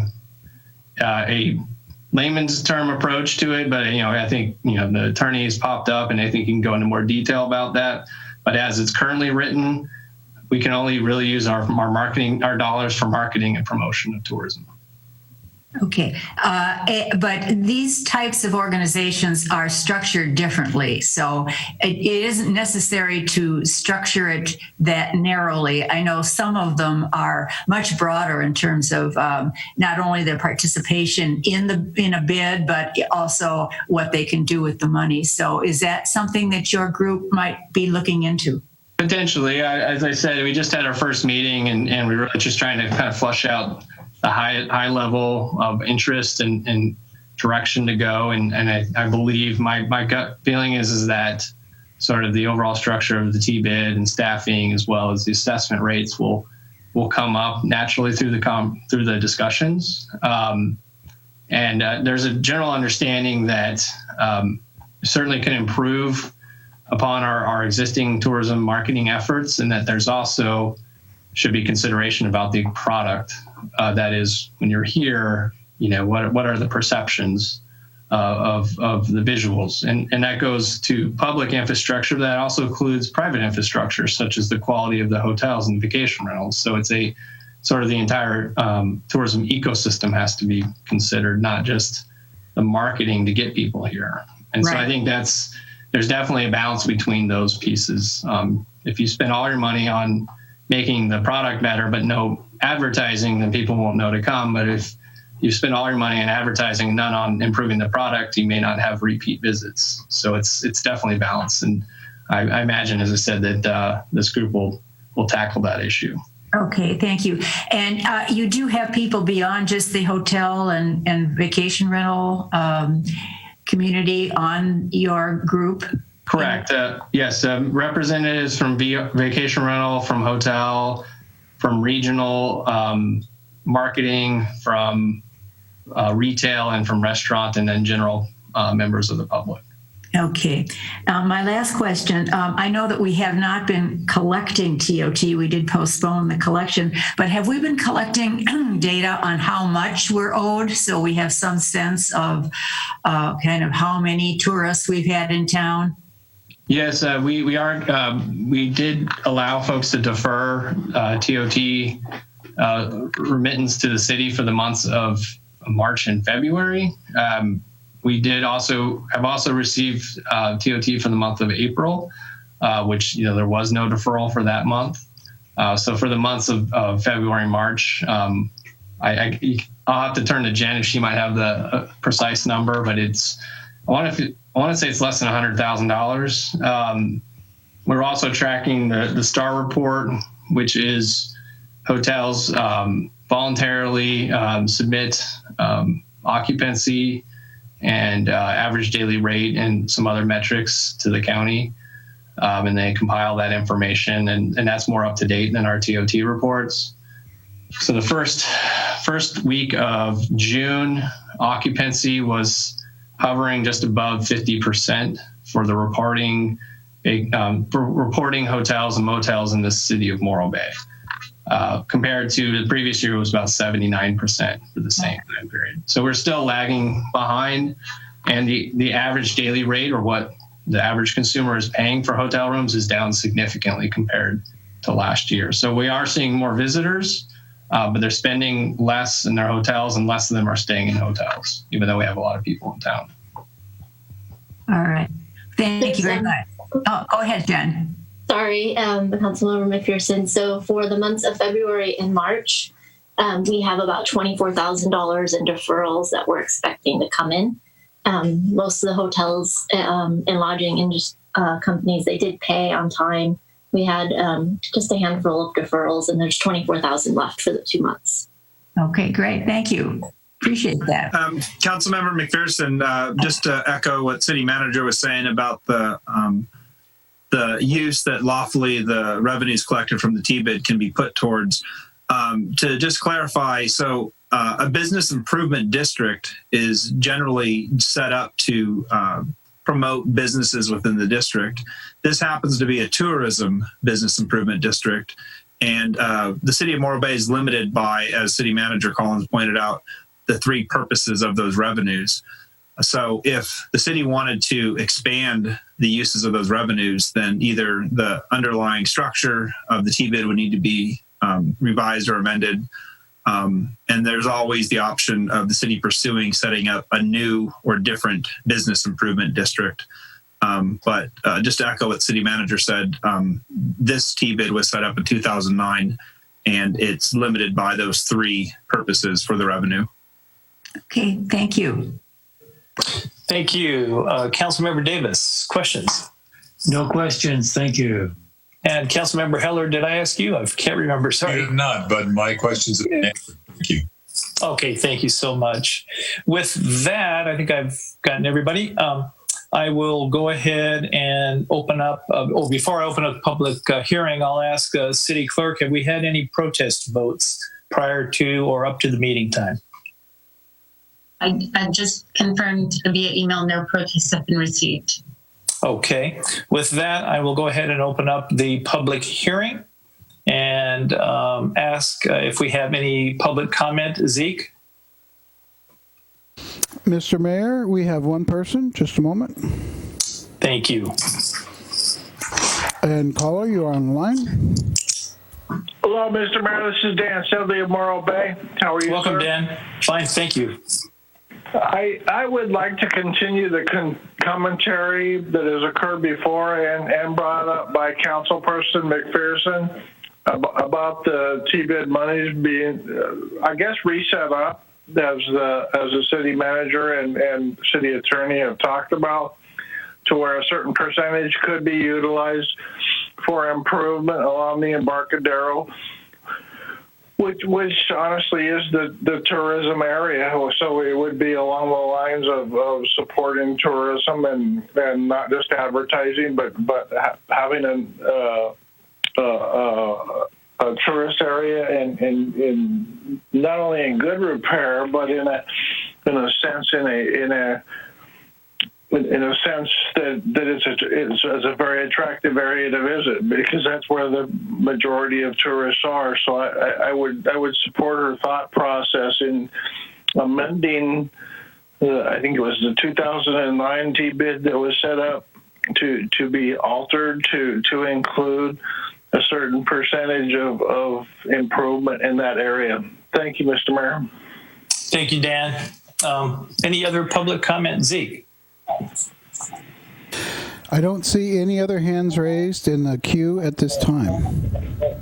Okay, thank you. With that, I will close public comment and I will close the public hearing. I will go ahead and move for adoption of resolution number 59-20, continuing the program and levying the assessments for the 2021 fiscal year for the Morro Bay Tourism Business Improvement District. I will second that. So motion by Mayor Heading for resolution number 5920 approval, second by Council Member Davis. Any further questions, comments? If not, I'll ask for a roll call vote, please. Mayor Heading? Yes. Councilmember Davis? Yes. Councilmember Addis? Yes. Councilmember Heller? Yes. Councilmember McPherson? Yes. Motion carries 5-0. Thank you. That brings us to item number B4, public hearing item. This is adoption of resolution number 60-20, which rescinds resolution number 36-20 to amend the adopted fiscal year 2021 master fee schedule by adding a new fee for sidewalk vending permits and revising cost recovery language related to the California Public Records Act requests. Again, this is a public hearing, and we will go ahead and start with the staff presentation. Turn it over to, let's see, Mr. Collins, or probably me. From my there's Mr. Graham. Sorry, I was looking for my place. Thank you. Thank you, Mayor Heading, members of council. As was indicated, you have two minor changes to the city's master fee schedule in front of you this evening. The first is to add a fee for our sidewalk vendor permits. And that fee would be $331. We've tied that fee to our, as a similar action to our administratively issued sign permits. And it is associated with the item A4 that you passed this evening, which is the second reading of the sidewalk vending permit or sidewalk vending ordinance. So again, adding a new fee to the fee schedule. The second item is to address recent ruling by the California Supreme Court in the National Lawyers Guild versus City of Hayward case that came down on May 28th of this year. And it relates to the public agency's ability to recover costs under the California Public Records Act. The court held that a public agency cannot charge a member of the public making a Public Records Act request the cost of that agency redacting exempt materials from otherwise disclosable electronic records. An example of that would be, as shown in the staff report, would be, police officer body camera information. So what we've done is we removed that language from the master fee schedule. You can see that in attachment A of the staff report. They're both done in sort of track changes and highlighted in red, or maybe it was blue. In any case, staff is recommending the council adopt resolution 60-20, which will rescind the original resolution that adopted the master fee schedule, which was 36-20, and it will make the aforementioned changes to the master fee schedule. With that, I would be happy to entertain any questions. Great. Thank you, Mr. Graham. Appreciate that. I'll go ahead and open up council questions. Councilman Heller, any questions, sir?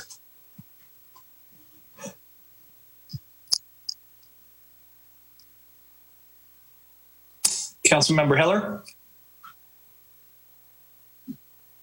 Yes, I knew if I took a bio break, you'd call on me. That's just how it works, right? Well, see, I have a special button I can push to. No, I'm just kidding. You have hidden cameras in my house here. My apologies. I have no question. Thank you. Councilmember McPherson, any questions? Just wanted to, first of all, verify that those are the only two changes that you're making in this, and that everything else in the fee schedule we have already approved. Yes, you're correct. That's what we're doing. We're making those two changes. Everything else stays the same, and you've already reviewed and approved that through the previous resolution, which was 36-20. Okay, and can the city charge anything whatsoever for public records requests, or is there basically no charge allowed? I think I'll pass that off to a friend. Perhaps our city clerk could answer that question, or city attorney. The city can charge the direct cost of copies, of photocopies, and that doesn't include staff time. It would only be for the actual cost of making the copy. Okay, I was just curious. And it's very rare that paper copies are made in these days. So you send files, just email files? Generally, yes. I see, okay. And we don't recoup any of those costs of your time? No. All right, thank you. Those are all my questions. Thank you. Councilmember Addis, please. Any questions? No questions. Thank you. Councilmember Davis, sir, any questions for you? No questions. Thank you. Thank you. With that, I will go ahead and open up the public hearing on item B-4. Any members of the public that wish to speak publicly, public comment is open. Zeke, any members of the public in the queue? No, sir. There is nobody with their hands raised at this moment. Okay. Thank you. With that, I will close public comment, close the public hearing, and bring it back to council for either a motion or discussion. I will move that we adopt resolution number 60-20, which rescinds resolution number 36-20 to amend the adopted FY 2021 master fee schedule by adding a new fee for sidewalk vending permits and revising cost recovery language related to California Public Records Act requests. Second. So we have a motion by Councilmember McPherson for adoption of the resolution as per the staff report, second by Councilmember Davis. Any further discussion? I have something, Mr. I'm Mayor. sorry. Go ahead. Sorry. Yes, sir. Just to follow up on a question from Councilmember McPherson regarding public record requests. I believe, and correct me if I'm wrong about this, Dana, but for the water reclamation project, are we not being reimbursed from the WRF funds for staff time for responding to those PRAs, which are substantial, I might add? Or is that not the case? I might be mistaken. The time that staff spends on researching and responding to WRF PRAs is charged to the WRF project. Okay, that's what I thought. I just want to not the general fund. That's right, correct. Gotcha. Okay, thanks, Dana. Thanks, Councilmember Heller. Any other questions or comments? If not, we'll go ahead and take a roll call vote.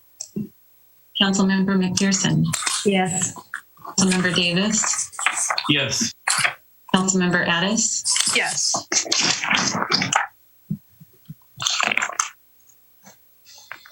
Councilmember Heller. Yes. Yeah. And I'll say yes too. Oh. Raise 5-0. Okay, great. Thank you. How are we doing? I know one of us had a biofluid break. Council, do you need 5 minutes? Shall we take I have 7:22. Shall we take a 5-minute break? Sure.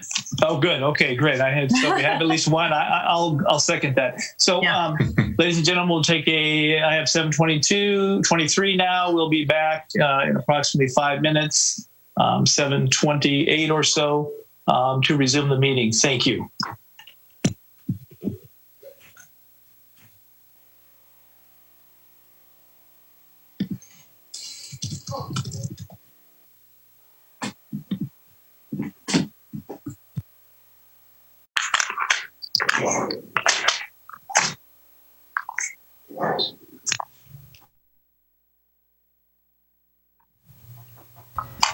And we are rolling and recording on all devices. Thank you and welcome back. This is the Morro Bay City Council meeting, June 23rd, 2020.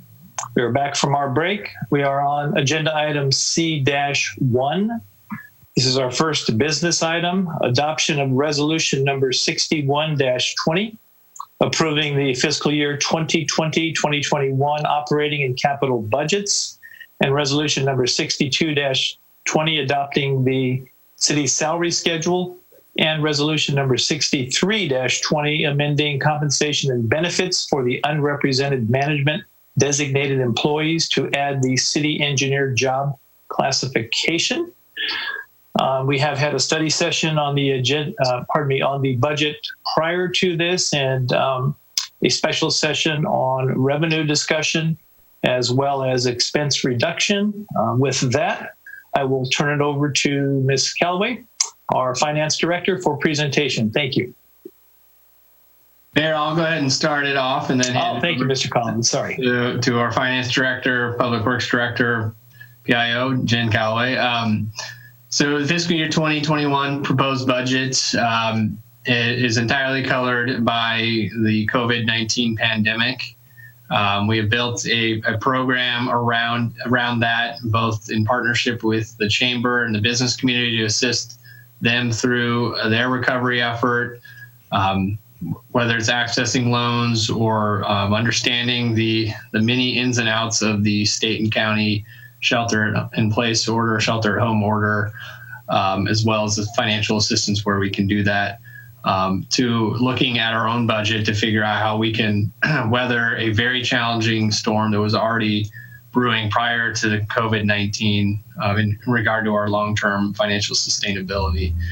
We have put a plan in place thanks to the quick acting of our staff as well as city council and the community, with really good input as well as from our members of the Citizen Finance Advisory Committee. So we're pleased to be able to present a balanced budget to City Council for adoption today, though with a lot of caution and a lot of uncertainty as we still are experiencing the first wave of COVID-19. So move on to the next slide.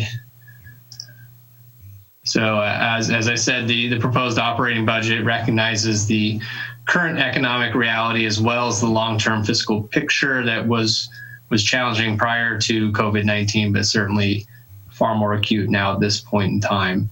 With that, I will turn it over to Jen Callaway, and I will be able to help answer questions along with her at the end of the presentation. Great. Excuse me. Thank you, Scott, and thank you, Council. This is just going to be a really brief recap of the proposed budget. It's not much changed from our conversation earlier this month and discussions that we've had. But we did think it was important to go through and highlight some of the actions that we've taken to help control our costs and help to reduce our overall operating expenditures. So in advance of COVID, pre-COVID, in the last couple of years, the city council and staff had recognized that due to some growing costs that were outside of our control, we were in need of really taking a hard look at our operating expenditures. So the pre-COVID actions that we took, position reductions, defunded the DCM position, we underfilled a senior engineering position, consolidated and reorganized our utilities division, which resulted in the need for one less FTE position in the enterprise funds, and sought and obtained full outside funding for an SRO position. So that allowed us to reinstate the SRO position within the police department, but that is fully funded by the school district. So there's no additional cost to the city or the general fund for that. In addition, pension reform, the council, this council and previous council were very proactive in prepaying our side fund, which is our second mortgage, if you will, on our fire classic pension fund. We also are now making our lump sum payments for our annual PERS contribution. This helps eliminate interest savings in that we pay in monthly installments. We're charged interest on that. And we recognize upwards of $50,000 to $60,000 a year in interest savings by doing that in July. And then we were successful in negotiating cost sharings with our police department, our police officers association, where they contribute now towards their pension costs. Other financial measures, medical cannabis permit in process. We expect that to be coming around not June, but fairly soon as process. The businesses are in process of doing their improvements. fee study update. We did that. We've analyzed the fee study already. Council has adopted that, and we began a phase-in of those fees and kind of put that on stall, at least the phase-in part, to allow some recovery from COVID. We are continuing to look at marketing of our PG&E credits. However, most cities are in a situation similar to ours and not having a lot of excess funds around. So we will continue to do that. And then the City Council proactively adopted a fiscal emergency plan. That's a short-term fiscal emergency plan. And as you're all aware, we did activate that when the local emergency was declared. And it did help provide structure and an immediate response to the COVID-19 emergency. We also just want to briefly review the 10-year financial forecast again. This is an important part of budgeting and a comprehensive picture that we're looking at as a city. In February 2020, we had a special council meeting where the City Council and community received an update on the city's 10-year forecast.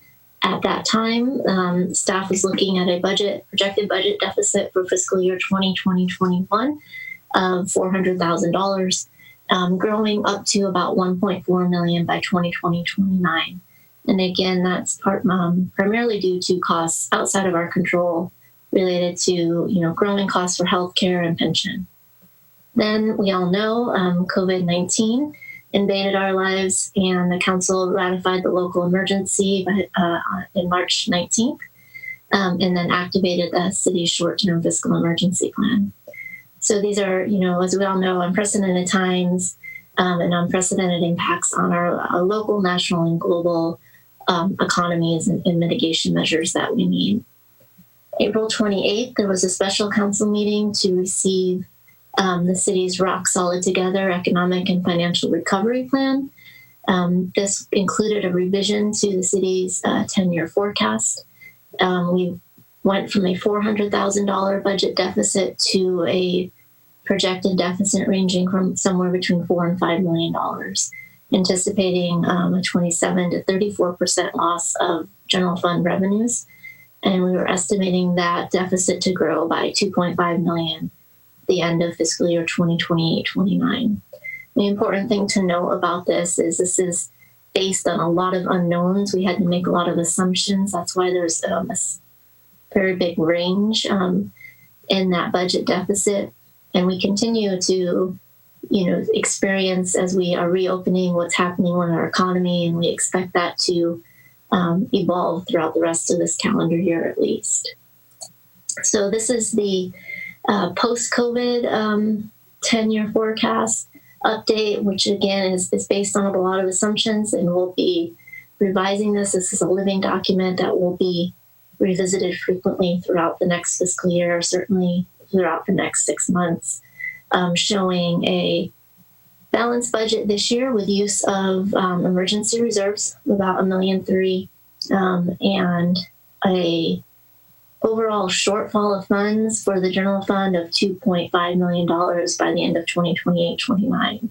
So it's really important to note that, again, these financial forecasting tools are an important part of forecasting, because we have something, we know what our problems are, we have expenditure policies in place and revenue policies in place, and we have time to plan and prepare and come up with a solution to this. So that'll be a conversation that ensues throughout the next fiscal year and the next several months, is how to solve the future budget deficits and work on our financial sustainability. So the Rock Solid Together plan, as you all know, it's a 4-pillar approach to our future fiscal sustainability with employee compensation, operations, use of emergency reserves, and then what we had hoped for federal, state, and community assistance. Again, a brief recap, because we did go through this all during our last budget study session, but we do have salary and benefit reductions, about $1.4 million. That has come from salary concessions from our city manager, department directors, management employees, unrepresented employees, and members of our SEIU and police association. Those salary and benefit reductions are through December 31st, 2020, at which time we'll be revisiting and renegotiating contracts with those associations that have contracts But we'll have more information on COVID-19 and what that really has done to our local economy. As the city manager mentioned earlier in the council meeting, we have a lot of tourists in town, a lot of visitors in town. But they're not necessarily spending as much money as they typically would in a normal year. So we are still seeing reduced revenues. We'll be getting our May TOT in July, early July, and I think that'll be quite telling. And also when the extra unemployment benefits run out in mid-July to see what happens at that point. So we'll be monitoring this consistently. We've also defunded vacant positions. That's a police officer position, an assistant planner position, consolidated maintenance 3 position, and a part-time code enforcement officer. Those positions are all are not programmed for the upcoming fiscal year. We have had layoffs through workforce reductions.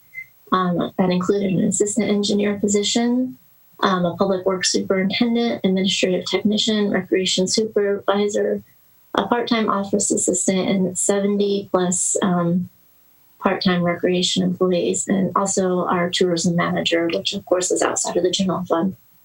And then our operating expenditure reductions of $600,000. So you'll note the other 2 resolutions that we're asking council to approve tonight. One of them is the salary schedule. There are 2 salary schedules attached to that resolution, and that's to reflect the salary concessions through December 31st. Those include the 8 to 5% reductions for those affected employees. I would note that there are no reductions at this time programmed in from the fire department, as we're still negotiating with them. Their contract ends at this June 30th, so we'll be continuing with negotiations, and we'll bring forth salary schedules for them as we conclude negotiations. The second salary schedule attached to the resolution is reinstating salaries back to the normal base level, if you will, starting January 1st. And then overall operating expenditures of $600,000. Oh, the third resolution tonight regarding the city engineer position, you'll note that we had a layoff of the assistant engineer. We have a city engineer currently in place and another assistant engineer. So we have 2 engineering personnel in our city at the moment to continue on with all of the development reviews and traffic control plans, a variety of other workforce. So we felt it was important to keep and officially establish the city engineer position. We're asking council to approve that, and as a member of the management and underrepresented employee group. And we have included that. That's the only change in the proposed budget from when you saw it in early June. I would also note that the public works director position is not funded. In lieu of that, we funded and included the city engineer position. We are still working on an organizational assessment of the public works department and what structure makes sense for that in our city. And we expect to come back around mid-year with a proposal for the department and what the structure would look like. And at that time, we will request any appropriation of funding we need for positions. So did want to make that clear so everybody was aware. For our operating expenditure reductions of $600,000, note there's no general fund contribution to tourism as there has been in the past. There's no allocation for council bequests. That includes the beautification or the Adopt It program that was established about a year ago. Outside of the general fund, we do still have an allocation of $5,000 for out of the housing in lieu fund for home care slow. So wanted to make that note as well so everybody was aware. There is no travel outside of San Luis Obispo County unless it's a safety mandated training course. We substantially reduced all of our travel and training budgets in all of our funds. We have a pretty bare minimum supplies budget. You'll note that unless requested, we didn't print budget copies this year. We're very limited on supplies and what we have for purchasing of supplies. So that'll make us be more efficient with the supplies that we do have on hand. Significant reduction in contract services. This includes sidewalk repair, grinding, street patch materials, street maintenance, and removal. And then we have no funding for our equipment and vehicle replacement schedules.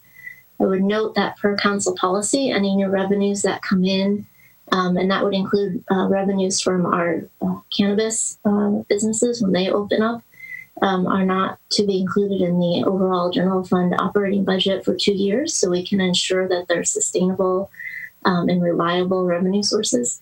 So we will backfill our replacement schedules and our replacement funds, like equipment replacement, be recommending that as those revenues come in, and that'll come forward for council consideration as well. Our fiscal year 2021 budget balancing, so we have use of over $1 million in emergency reserves. We originally intended to appropriate $1 million, understanding that we should be cautious with our use of reserves.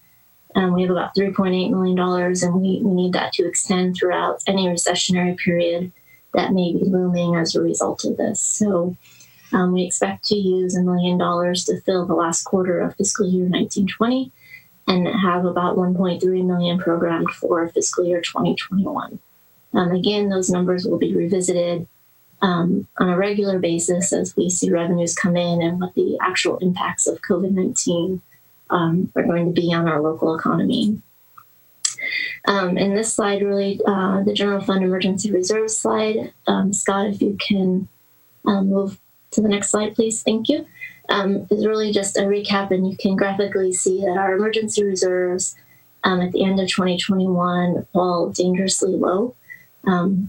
So the conversation about sale of properties and additional revenue sources is really to help restore those emergency reserves back to our minimum or target level. We have 3 years to do that, and we have to come up with a plan to do that for our council policy. So that is what this conversation is about. Our next slide represents our fund balance reserves. And this is important to point out that we have about $27 million in cash available, estimated for the end of 1920, and we'll have about $31.5 million at the end of 2020-21. And what that tells us is, yes, our general fund emergency reserves are going to be dangerously low, but we have some cash on hand that can be utilized to help get us through while we're transitioning into this recovery period and relief period, and identifying a more sustainable future with revenue sources, salary lease or properties from one-time revenues to reallocate back to the general fund emergency reserves. So I wanted to highlight this again, that we aren't going bankrupt. We have some cash on hand to help us get through this while the council is having these deliberations and considering our sustainability and how to achieve that. So again, our rock solid together, it's finding that right balance to rebuild our ecosystem. Our ecosystem is not only our local government and federal state government, but also our business community and our residents and our families. And all of those work together and fit together like puzzle pieces. And we need to be thoughtful and mindful of that when we approach our sustainability and what's the right mix of additional revenues or expenditure reductions to balance out that ecosystem.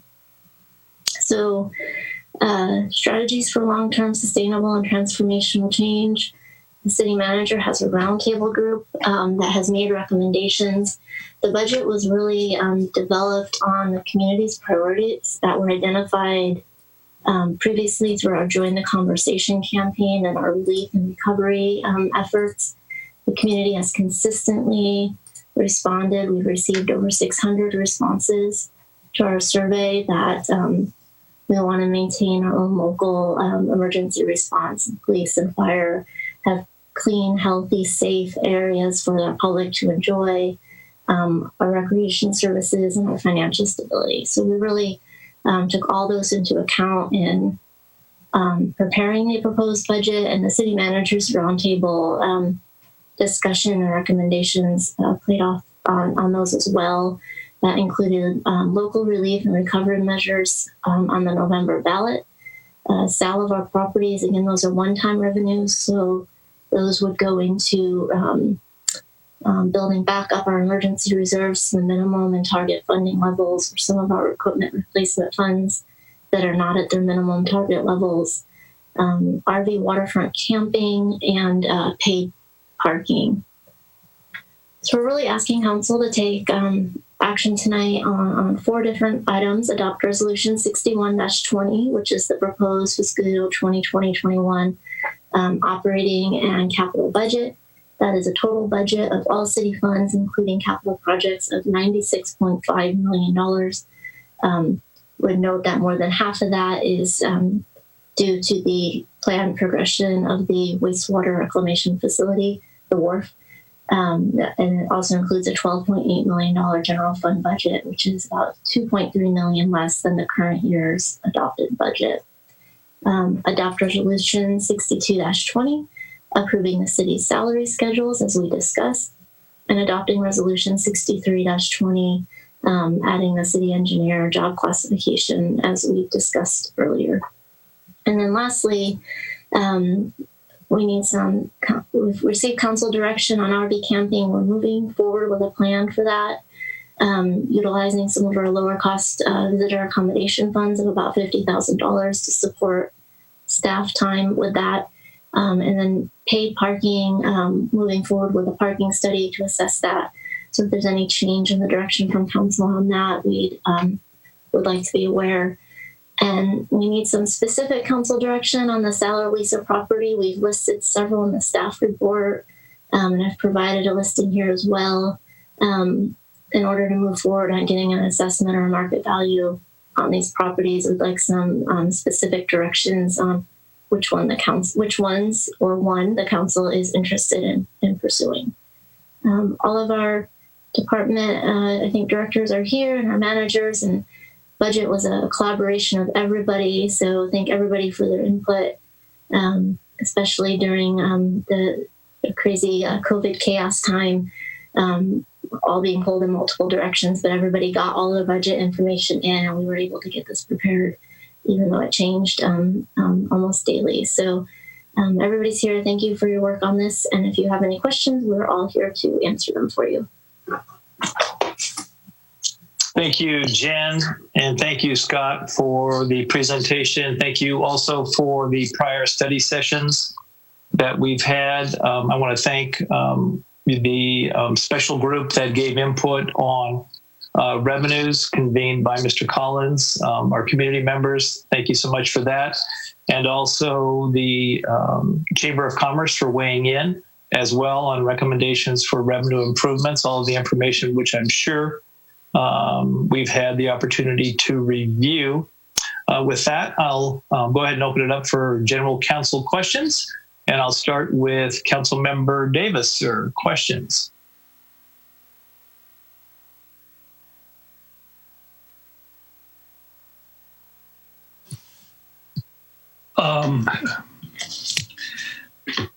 I guess the only questions that I have relate to the sale and lease of properties, and I've actually asked the questions primarily around the Bonita Fire Station. So I guess I don't have any questions. Okay, and Mr. Collins, could we remove the slide from the screen? Thank you so much for that. Appreciate that. No questions then? Okay, thank you. Council Member Heller, sir, questions? Yeah, I have a couple of questions. So first of all, to Scott and Jen, fantastic job. You guys are doing a great job through all of this, and my hat goes off to you. I know it sounds like a broken record, but it's every time I see a report, I'm amazed at what you guys are doing for the city. So the question I have, and just want to kind of confirm, it looks like we're going to be looking at actual revenues and expenses on a quarterly basis and then adjusting the emergency plan accordingly. Is that how you're looking at it right now, you think? A little bit of a fluid process, I think, this year. You typically receive quarterly updates. I believe we'll be bringing forward something more to you, something more frequently than quarterly this year, just as we learn more about COVID. We'll receive our TOT for May, early July, and I think that will be quite telling. And then I think our next really kind of hurdle to get over is once these unemployment benefits run out mid-July, and that discretionary money maybe isn't there for people that have been laid off or have been impacted by this. So when we see the impact from that, I think that'll really kind of assess how frequently come back. I think you'll get a report in August to start with. And then your typical first quarter report is in November by the time we close out our books, September 30th. So you might get something between August and November, depending on what the economy is looking like. Okay. And then this question's a little off topic, but not too far off. The transit is an enterprise fund. Is that right? Transportation? That's correct. And are they self-supporting or do they get some allocation from the general fund? They do not get an allocation from the general fund. We receive LTF and various other funding from them in addition to their fees that they collect. Have we had any discussion about how to increase revenues from the trolleys and so forth? We have not. Given that they're self-supporting, that wasn't a focus since we weren't subsidizing them. Okay. And then in looking at your item here about city engineers, so with the exception of the WRF project, we don't have a lot of money. We don't really have a lot of civil projects going on. Do we really need two engineers in Morro Bay, considering the financial position we're in? Yeah, I would argue that we do. The pace of development has not slowed very much. I think Scott Graham can speak to that. So if we were down to one associate engineer, we would have significant trouble maintaining that. You can contract out that service, but it's typically more expensive than an in-house engineer. And you did mention the WRF project, which is still going through some design components for other stages of the project. So having the services of Mr. Levick is critical to completing those components. So I think typically 2 engineers is okay. Having 3 is ideal. So I think we're definitely in a ratcheted back standpoint, and it will slow our efforts. If we went down to 1, we would see significant drop in output for all types of projects, both residential, commercial, and for civil projects. So when the WRF is completed, do you foresee going down to 1 engineer and we'd have to assess, outsourcing the rest? Yeah, we'd have to assess at that time. It's hard to predict. Like I said, we've typically had 2 to 3 engineers. So going down to 1 in any state would be a challenge, I think, to maintain it. But we could look at that in a few years when the WRF is going. Okay, so I guess that's part of the general discussion of what we can outsource in terms of services and community development and public works and so forth, that I know is often discussed and probably the direction we're going to have to head depending on how the revenues play out next 6 months or a year, right? I think we certainly have to keep our eyes on the prize as far as what we're doing, but further reductions, and I think this links back to sort of the discussion about revenue. Further reductions on the expenditure side will significantly reduce our ability to meet public demand and community demand and expectation. We've already heard that our process is too slow for development review, and public works engineers play a critical role in that. So to go the other direction will challenge potential revenue source in terms of development production. So it's just something we're trying to be able to meet the demands of our community as efficiently as possible. But if you go too far, then it really becomes really hard to achieve that balance. A question about the RV waterfront camping. I think it's a great idea. Are you going to have further discussions and when you come to actually select the locations where that's going to be implemented? That's A. And then the second part of my question is, I'm concerned that we're not really going to make much money on this by the time you factor in staff time, trash that has to be removed, something I'm very familiar with, keeping restrooms clean, things like that. Are we absolutely sure we're going to make money on this, or should we not even do it. I just don't want to. I don't want to put out a big effort on something we're not absolutely sure we're going to generate fairly significant revenue. Yeah, it's a great question, and you know, we obviously got to put our best estimate out there on revenue and expenditure projections. A lot of the cost side, at least in the pilot phase, is absorbed by non-general fund revenue sources. So that allows us to, in essence, try this experiment without significant risk to the general fund or the harbor fund. Mr. Endersby and his staff have been very diligent, as well as Mr. Graham, in working with the Coastal Commission and developing a program that will get their blessing and that will provide sufficient spaces to make it a profitable venture. But I would let Mr. Endersby kind of speak to what he's projecting, and I believe Kurt Carmichael might be on the line too, who's helping on the programming side in terms of reservation taking, to see what they think. Eric, do you have a sense of what you believe we can generate on this? Yeah, good evening. So, we estimated conservatively about 135,000, 185,000 per year with the, 15 to 20 odd spaces. You could say the hard cost, a lot of it's coming out of a different fund. Not a lot of hard cost up front because we're doing pretty minimal on any kind of development. There'll be employee costs. We don't really have a solid handle on how much that will be. Like any employee cost, we're not adding any employees. It's just coming out of their existing time and then management of what we do anyhow.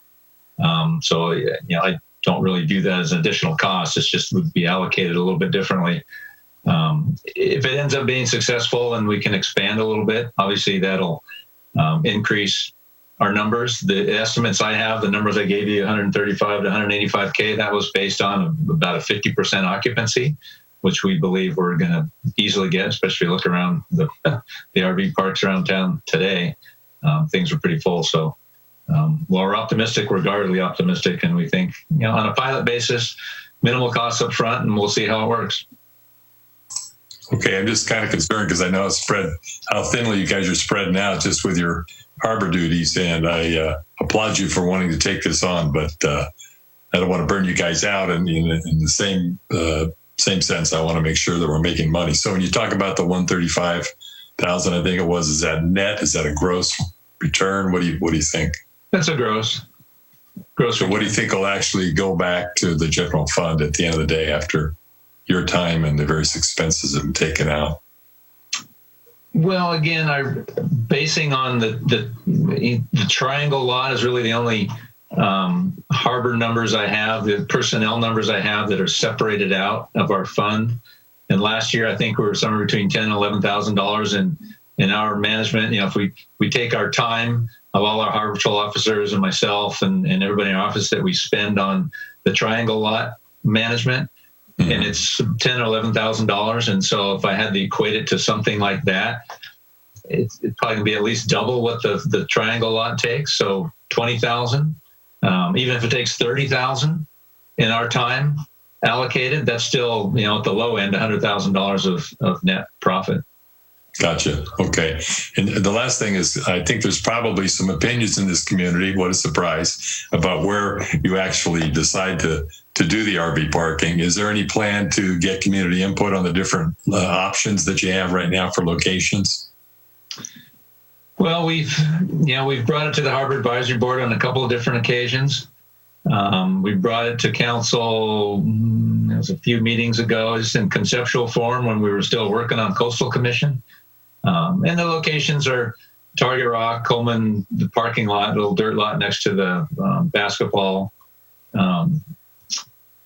field there, out by the creek, out by our storage yard, triangle lot, and then down at the launch ramp, which really be existing boaters during the boating season and our few RVs during the non-boating season. Yeah, I just want to make sure that, we do talk to a fair number of people, members of the public, so we don't get a bunch of complaints when they see all these RVs parked in different locations and start complaining. So whatever we can do to avoid that, it's always a good thing if you're an elected official. So if you want to help with that, that'd be great. Okay, those are all my questions as far as RV parking. Thank you, Eric. Appreciate it. You're welcome. Thank you. A couple of comments about sale of real estate. I don't have strong feelings about it, but I would like to ask Mr. Collins if you still think it's possible to consolidate all city services in the community center. I know you had brought that up a few years back. I'm wondering if that's still feasible, and whether it is or it isn't, I think it should be part of the equation when we talk about what we're going to sell. I don't want to like sell everything and then realize 5 years from now, oh, we should have held on to that property. So are those kinds of discussions part of what's going on with respect to what we're going to try and sell? It was brought forward over a year ago on the revenue enhancement opportunities, and the notion was to sort of sell the ground we are sitting on top of at City Hall and the Annex building, and then the dunes and I want to say Shasta Street. So it basically was all this area was sort of conceived for a future City Hall development. So all the other uses were kind of deemed temporary. We do have a modular next door or a series of modulars, fashioned together for our public works and planning building, which has passed its useful life in most respects, though our department of consolidated maintenance has done a terrific job keeping it running. And the same with the City Hall facility, which existed prior to the city's being incorporated. So the community center was not envisioned, at least in its creation, to be a City Hall complex. Those certainly could be reused for that purpose. We haven't done an analysis because we didn't get direction to go forward and do that analysis to understand how the other existing functions could fit there, or how far you could consolidate. That would require a study of space, and that those efforts are significant to do it right. So I think the idea was just sort of this may be a revenue neutral move, at least in the initial phases, and it was not supported at that time. It's certainly something we could look at again. Again, we were not directed to move forward with it at that time. So it's not it's still on the table here. Okay, and then in terms of paid parking, I think you told me that a new study, because of Coastal Commission requirements and so forth, we are going to have to do a study. So that's probably 6 months out before we would get that study done or get any feedback from Coastal Commission. Yeah, yes, right. We did reach out to Coastal Commission as part of the sort of open Morro Bay efforts with outdoor dining and RV camping and potential closure and modification of traffic patterns on the Embarcadero. They said absolutely not. Would they support a paid parking pilot program without some sort of permit attached to it? So we're trying to better understand that perspective, as a lot of cities, most coastal cities, have paid parking in their coastal areas. It's just something they don't typically support. So we're trying to understand that a little bit better and understand how a parking study could support, if in fact the metrics are there, that the demand is there for paid parking, that we could make the justification successfully to the Coastal Commission. So we're trying to understand that a little bit better. We do have non-general fund sources that we could apply to such a study. There are a lot of firms that provide this service and also understand the dynamics in California. So if council wanted us to move forward, I would lead that project. So as not to burden other departments and get moving on that quickly. I have several interested firms at this time, but we were hoping that the Coastal Commission would allow us to at least do a pilot project this summer, and they said absolutely. Well, you're a brave man to lead parking project in City of Morro Bay, so my hat goes off to you. But I'll be right behind you. I support you 100%. All right. Those are all my questions. Thank you. Yeah. Thank you, Councilmember Heller. Councilmember McPherson, any questions? I do have a few. Thank you very much. Indeed. First of all, let me thank Jen and her team and really the whole staff for all the work that went into putting what is truly a remarkable document. I actually had them print out a copy, and it's 3 inches tall. So that's what they have managed to put together. So, and also the other groups that took a look at it, the chamber and the roundtable group. So thank you all for the work. I have some questions about the recreation services budget, and I know it's tentative, but I just wanted to know, and by the way, I did ask Jen many questions that she's already answered for me, so these are ones that I haven't asked her yet. What were the assumptions that went into the numbers that you have there?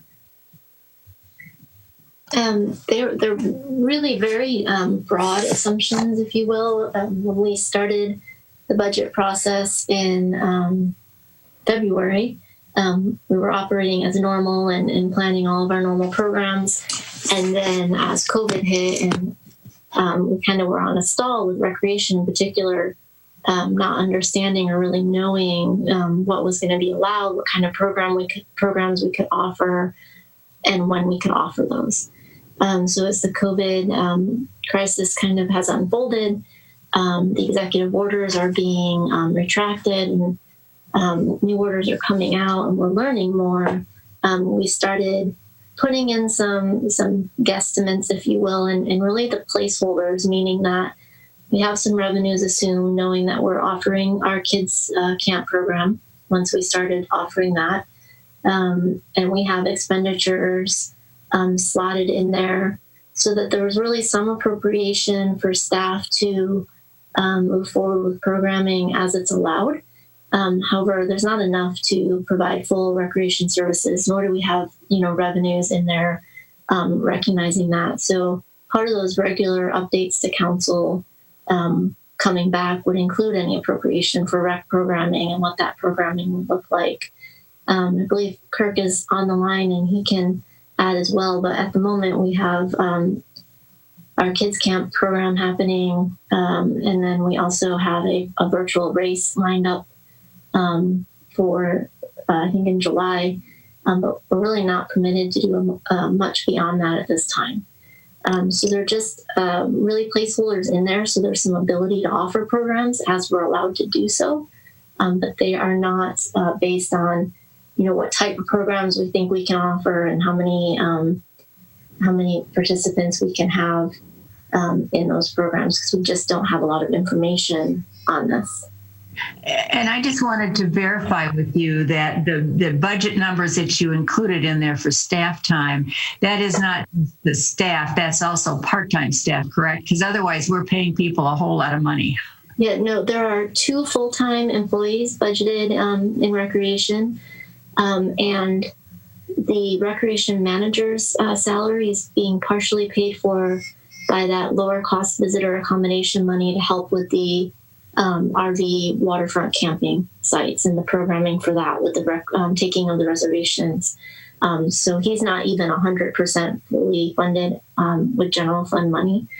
And then the remaining is part-time staff. So we use part-time staff for our kids camp program. We have one staff person helping to run that, and then as we get more participants in that, we increase with part-time staffing. Okay. Well, because I noted that the Recreation Services Department plan really recovers about 28% of its expenditures, the revenues that you've projected. And I know that we've talked about moving toward full recovery with fees so that we're actually charging for the cost of those services since they are discretionary services. Is there a plan for how you're going to do that? Or do you have any idea now at this point how that's going to happen, or when, or by what process?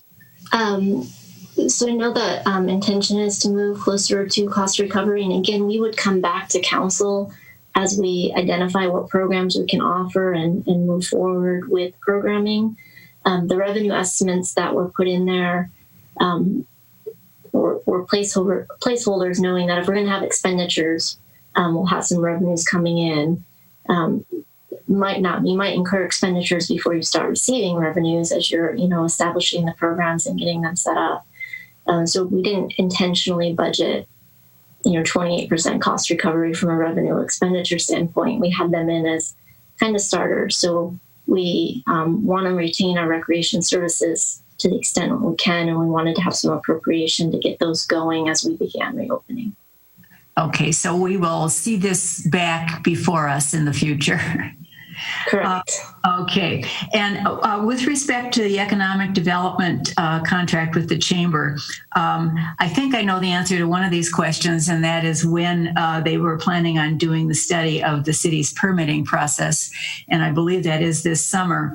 But there were some other projects that we had originally talked about the chamber undertaking. And now with the COVID crisis, I'm wondering, do we have some flexibility with that contract to actually modify what they might do for us on that contract instead of, I think we had in there that they were going to be working on opportunity sites and business incubator workspace, and maybe those aren't priorities now, and maybe we want them to do something else like inventorying what businesses aren't going to be opening again and where we're going to have vacancies and helping us to fill those. So I'm just curious to know what the flexibility is in that contract.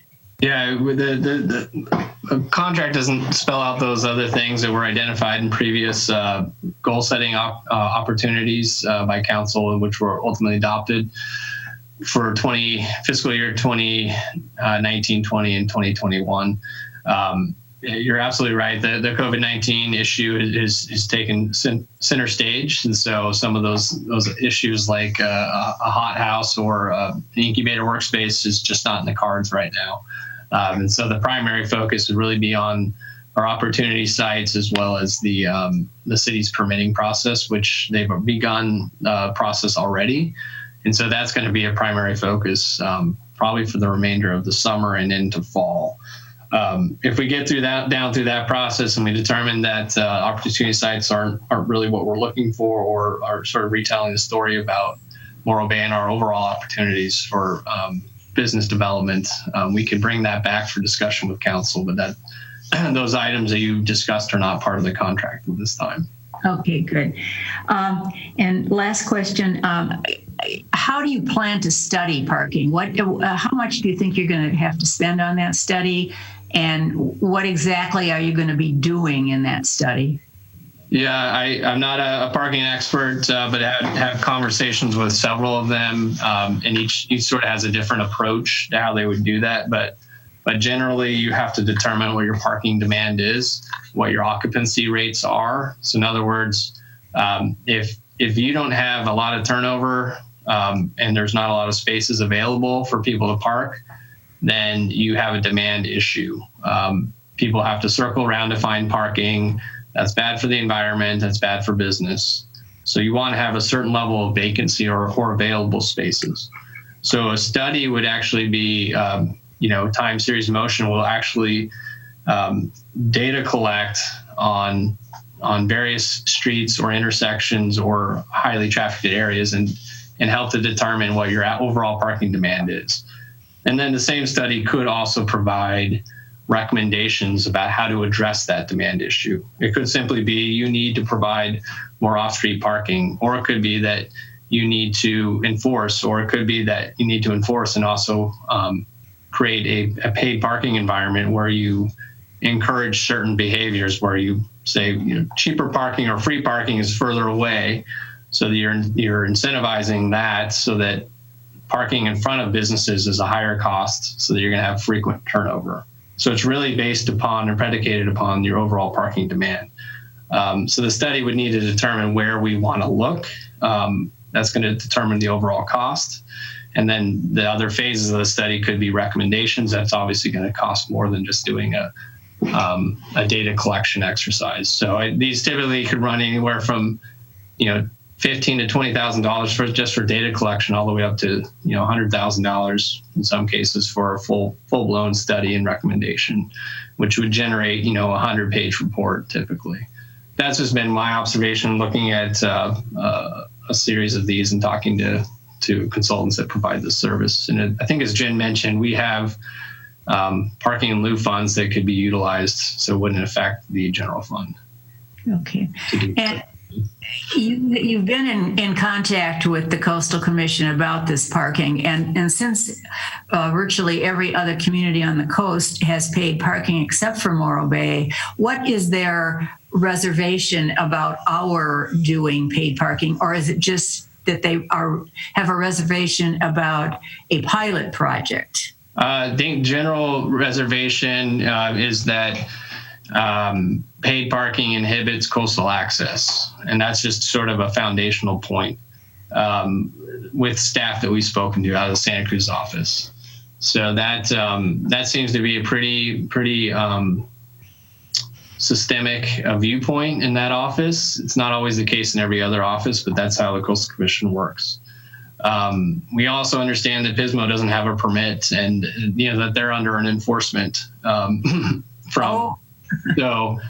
and that's been for several years. So it's just something to keep in mind when we point to them as a city that has a permit. They actually don't, and it's a point of contention between Pismo and the Coastal Commission. It's interesting because it seems to me that when you have just parking that isn't paid, you're just as much inhibiting coastal access. I guess I don't understand why, if they had to pay for it. Right. I think it typically comes down to the low cost accommodation, low cost access. So if you have to pay, if you have no option but to pay for parking, and you may be in a low income bracket, that it may inhibit your access to the coastline. So that's sort of their strong position. And now, we would have to make the case where that's not occurring. So that could mean including free parking in certain key areas so that you don't run into that issue. And again, that's what a study will help determine. Okay, so the study would help do that. Yes. All right, thank you. And I think you've already answered my question about how you intend to bring, or Jen did, about how she intends to bring information back to the council. So I'm finished. Thank you very much. Thank you, Councilmember McPherson. Councilmember Addis, any questions? All of my questions have been answered. I had a number of questions about paid parking and a couple about the sale of lease of surplus property, but in the conversation, they all got answered so far. Okay, good. And I do have a couple questions. Jen and Scott, thank you again for not only the study sessions, but also this evening's presentation. My first question has to do with the sale of properties. We've had two discussions on that. Have we done or completed an assessment on valuation of the potential properties that we were looking potentially at selling? No, we have not. We were looking for more specific direction about which of the properties to do the assessment, because there is a cost to doing that evaluation. So do we have a magnitude? Do we have a magnitude in terms of the potential amount? And I know it will be a rough estimate. Are we talking about four? I believe we were looking at 4 properties discussed previously, which included, I have my notes here, the second fire station, let me just pull it out here. My apologies.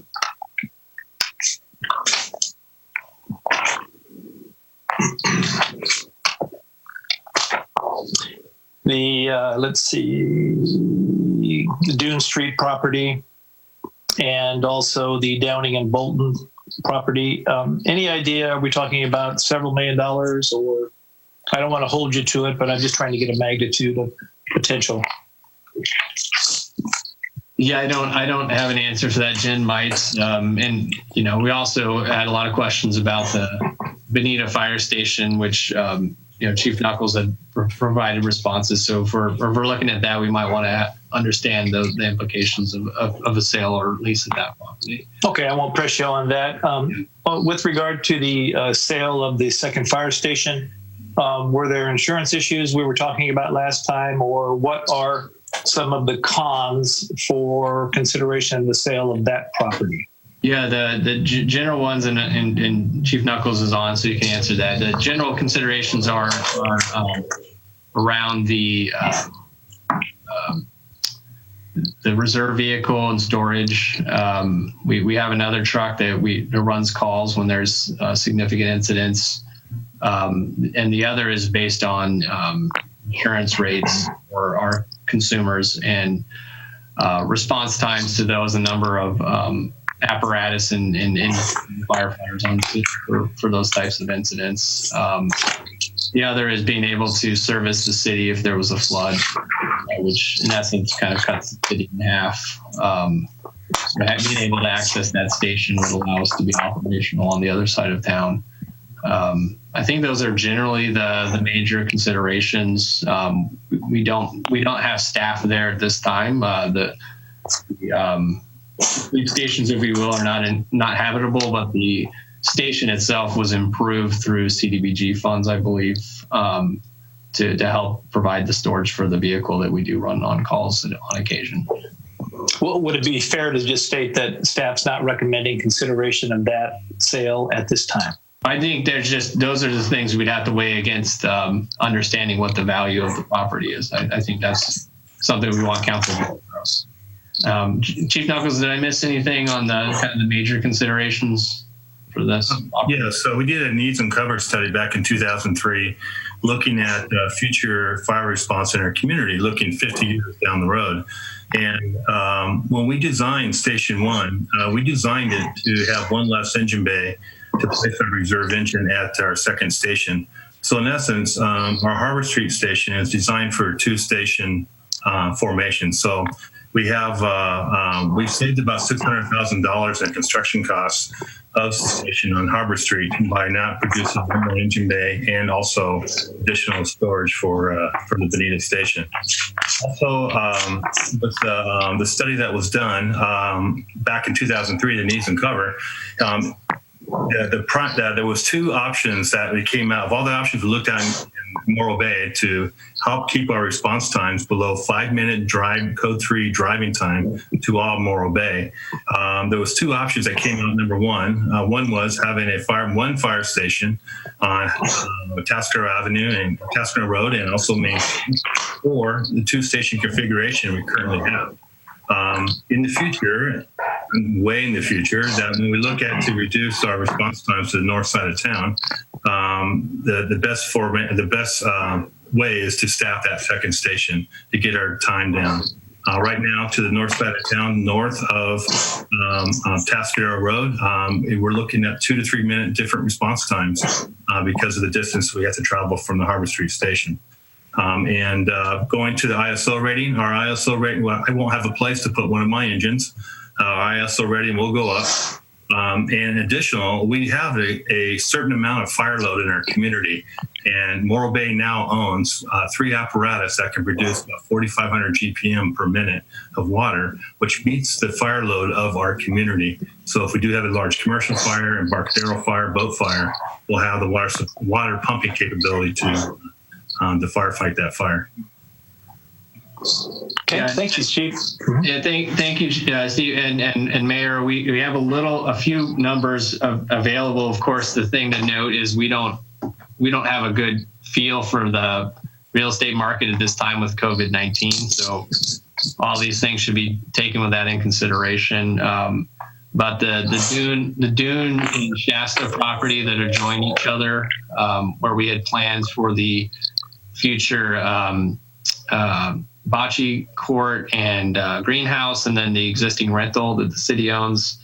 Between the two of us, anywhere from $600,000 to $700,000 could potentially be rendered, but again, we don't know how COVID would impact that. And the Bolton Downey property could maybe render about $500,000 to $600,000. Again, don't know how COVID-19 would affect that.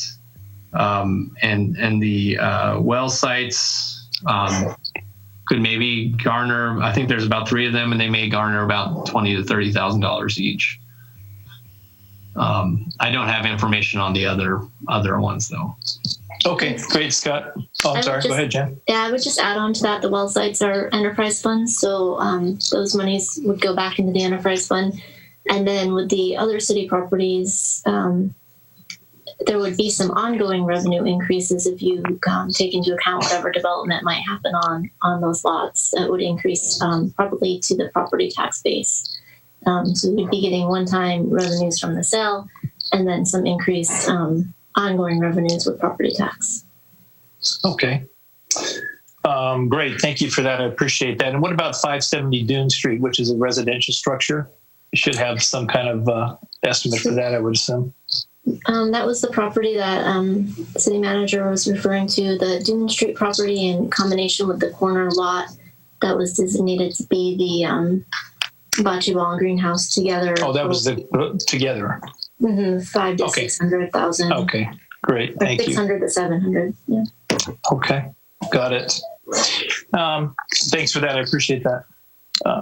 Jen, with regard to CalPERS, have you had any recent correspondence with regard to the market in general coming back and potential for where we might be the next round for CalPERS reimbursements? We don't have any updated estimates on what's going to happen with the rates. There's been some communication about their investment strategy and long-term strategy and what they expect to meet. And the expectation is they won't meet their 7% return this year, but they are still maintaining over a 10-year period. They expect to achieve that. Okay. And have we gotten any updated information from HDL, our sales tax folks, on the governor's offer for businesses to delay payment of sales tax, and what we might be seeing with regard to that? Anything locally yet that can tell us what percent we might be receiving now versus delayed later? I haven't gotten anything officially on that, and we do have a meeting set up, I believe, early August. I'm looking for that right now for our next update. And I believe the timing of that is businesses were allowed to defer for 90 days without reporting if they were going to defer. After that, if they were choosing the 12-month deferral period, they had to report on that. So I think they're waiting to get more information. Okay, great. With regard to the potential use in an emergency of water fund cash, have we looked at all of the ramifications of that potential and what the impacts might be in an emergency situation if we get a second surge of COVID, if revenues decline significantly and there's cash there? Is that something that's an option that you've looked at? And do you have any comments about that? Legally, we would be able to borrow cash from enterprise funds. We'd have to establish a note with an amortization schedule, a payback period. We'd pay interest on that money back to the enterprise funds. From a cash flow perspective, we are now getting reimbursements from our WIFIA loan. Those take a couple weeks to process, so it's a pretty quick reimbursement process. So that's great news for us from a cash flow perspective. We also have some other funds we probably could do the same thing with, some of our impact fees or something like that, setting up similar notes and repayment schedules. So the city from a cash position is doing well. And the conversation, or this conversation, is really about planning for the future and making sure we rebuild that general fund back up. Gotcha. And have we received payment yet regarding reimbursement or payment for Cerrito Peak? And if not, do we anticipate when that might be? And is it a budgeted item? I'll take the last part of that. I've included, we have not received it, so I'll take the first part. The last part of it, is it a budgeted item? I have included it in our estimate of general fund emergency reserves of $3.8 million. So I'm expecting to receive that, but we have not yet. Okay. Great. Mayor, I could address a little bit more details on that. So as we all know, there was an MOU that was executed with the Morro Bay Open Space Alliance concerning consideration for certain efforts that the city was going to undertake. And there was $265,000 pledged. Since then, there has been some further discussion with the Mimbosa Group on coming up with a further amended MOU that it would be expected could be brought back to council sometime soon. But in regards to the commitment of the money, Mimbosa does stand behind that, as my understanding. And we're just trying to work out some further details to address some additional concerns by all parties. Great, Chris. Thank you for that. I appreciate it. That's all the questions I have. With that, Zeke. I'll go ahead and open up public comment for item C1. Anybody in the queue for item C1, sir? Yes, sir. Just a moment. Thank you. Caller, you are on the line. Hello, Mayor and City Council staff, citizens. My name is John Weiss. I'm a resident of Morro Bay and a business owner. And I want to first begin by applauding Scott Collins and Jennifer Callaway for their tremendous effort. I do happen to have a copy of the budget. It is 595 pages, so it's a good read. I do have some, and I also noted that the 17 slides that Jennifer was able to go through that without drinking any water. I thought that was pretty good. So with a little levity there, on a more serious note, I do have concern about the sale of the bike park. I know a lot of effort went into that by Bonnie Johnson and others, and I would be concerned about that. That is utilized pretty regularly if you drive by. It's one of the best deals we have for our youth. So I would be concerned about the sale of that. Obviously, there's a couple other things I have concerns about. The sale of the well sites, if we're only going to raise $20,000, I believe that would not be a good use of those potential wells. Thirdly, the fire station. I remember in the 1980s when the flood we had cut off that part of town. So having a fire truck on that side of town would be good. And if I'm not mistaken, the Cloisters had a fire station site that we sold. So I think the plan has been to always have a fire station in the north part of town. And so I would be concerned about selling that for the reasons that Chief Knuckles had expressed. And with that, I really sympathize with the challenges of the budget. And I largely support the income suggestions because I do know we're in a pandemic and we need to figure out how to balance the budget. And I want to thank everyone who's involved with the committee and the staff on that. Thank you. Thank you. Zeke, next individual for public comment, please.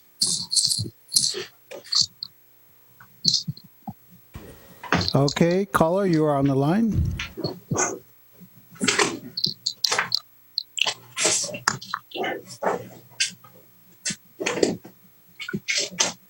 General public comment is open. Do we have anybody? Betty Winholtz, you are on the line. Thank you. I would like. Hi, Betty Winholtz here. I would have a question and then some comments. My question is, how is it that we know that 70% of the sales tax comes from visitors as opposed to locals? I don't know how we know that because locals shop on the Embarcadero as well as visitors, and both visitors and locals shop at the businesses in downtown. So I'd like to know if there's some kind of study behind that justifies that. And then with regard to the recommendations made by the committee, I probably will be the first and maybe the only voice against the RV camping.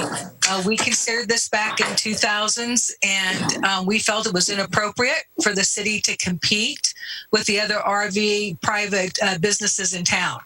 And I would say that that's still true. I think that we should not be in the business of competing for customers with our private businesses. And I think if you should go down that road, you should really stay away from sensitive habitats because of the kind of trash and things that can happen, and that they should be more in the public areas like the parking lots and not by sensitive habitats. And with regard to paid parking, again, I don't think it's worth paying off, and I think you'll end up paying for studies and then finding out it may or may not work. I don't believe that all coastal towns have paid parking. Oceano doesn't, Grover Beach doesn't, Cambria doesn't. So I think to make that blanket statement is probably not a truth. In regard to the property, again, you need to be cautious about what we're talking about there. Let's see, what else do I want to say about that? I want to, this is in my way, and I can't get to where I want to, oh, there it is. So I feel like I still would promote the idea that I came up with, that you need to consider asking the residents for sales tax, but only as an exchange for reducing our sewer bills. And I think the only way to reduce our sewer and water bills is to cut the losses that we are incurring currently with this plant that seems to keep going up and up in cost. And I would encourage you to look at that and run some numbers on that. And see what can be done. Thank you. Next caller, please. Zeke.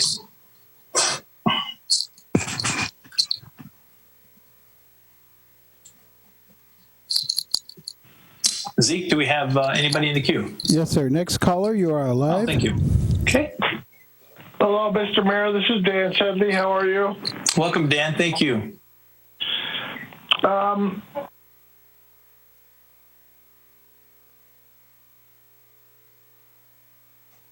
Dan, we're not hearing you.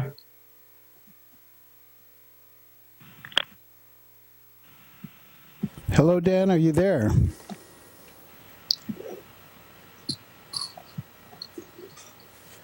Dan? You are live? Hello? Yes, we can hear you, Dan. Somehow I got muted. I don't know how. Okay, go ahead, Dan. We'll give you full time. Thank you, sir. Yes, sir. The first is a question. Has there been given any consideration to future negotiation contracts about the CalPERS perspective of new hires? I realize you have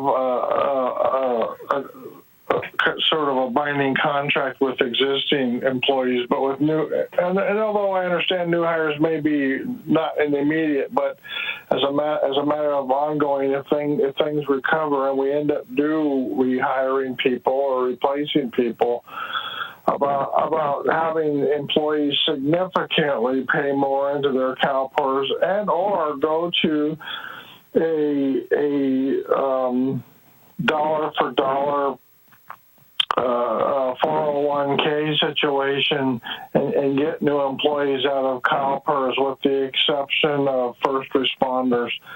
I believe that could save a lot of money in the future going forward.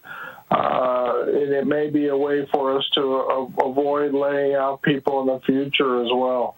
So there's a benefit to both sides if it's presented correctly. That's a question. In regards to the presentation that was given by Jennifer, it referred to the survey that was done, and I would like to point out that survey was done in economic good times.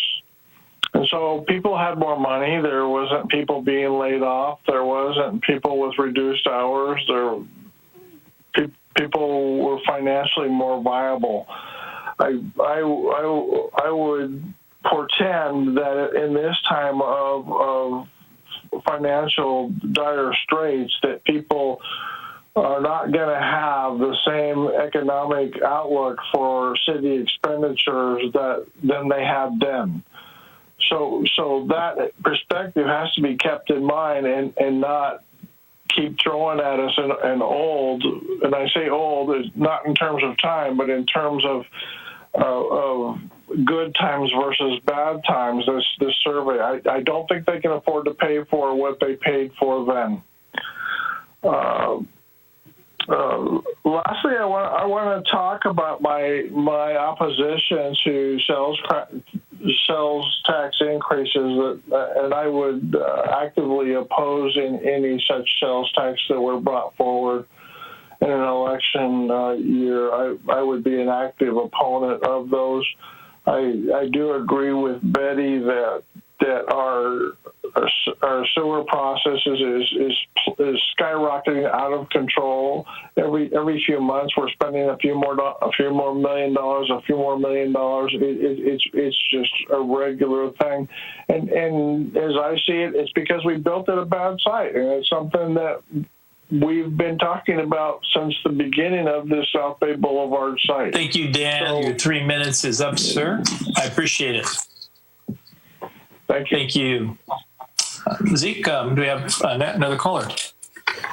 No, sir. There is nobody in the queue with their hands raised at this time. Okay. Thank you so much. With that, I'll close public comment and bring it back to council for discussion and or recommendation. And Councilmember McPherson, would you like to lead us off? Oh, thank you very much. I'd be happy to. Well, I want to say, first of all, that I really appreciate this budget is very tentative, and I know it's been said, and we know we may need to be changing it very soon. So I'm looking at it as a tentative document because we really don't know how much revenue the city is going to be taking in, and we don't know when or if we will have to return to sheltering in place. So that said, I want to express, first of all, my appreciation for the actions that have been taken by those city employees that agreed to temporary pay cuts to help us through this fiscal crisis. And the rapid action taken by our city manager, as painful as those actions were, to reduce expenditures. I think, both the staff and the council recognize the importance of increasing the city's revenues in order to recover from the COVID-19 crisis and to maintain our essential city services. But I also want to point out that the city is not on the brink of bankruptcy, and nor does it have an unaddressed budget deficit, as some people have suggested. I really appreciated that Jen showed us the chart that showed that we do have some funds available if we needed to in an emergency. And so it's good to know that, and it's good to keep that in mind. I don't agree with the position that stopping the WRF project would in any way help our current financial crisis. In fact, it would actually make it much worse, since we would suddenly be getting fines from the Regional Quality Control Board when we didn't meet our deadline for having the new treatment plant operational. So I think the plan that has been developed by our staff is prudent. It's based on conservative projections for revenue, and it includes planned expenditures that are less, and not more, as some have claimed, than last year. So I want to applaud the entire staff for presenting us with a balanced budget that has prudent use of reserved funds and puts a plan in place for helping us to replenish it. So I support the staff recommendations and look forward to receiving more frequent budget updates in the future. And Councilmember McPherson, I'm going to ask each council member to just weigh in on the items for discussion, including RV camping, paid parking, sale, lease of surplus property, and any other issues. Thank you. All right, I will do that. Let me get my notes here. First of all, I do support the RV camping. I support moving forward to learn more about paid parking with certainly not the $100,000 study, but a less expensive study. I think that it's time that we do that. I would like to get more information about the sale of some of the property, sale and or lease, especially the Dune Street property, the parcel on the corner of Downey and Bolton. And I guess I would like to know what the Bonita Fire Station is worth. I understand the reservations about it. And I think that's it for the ones that I would like to see more information brought back.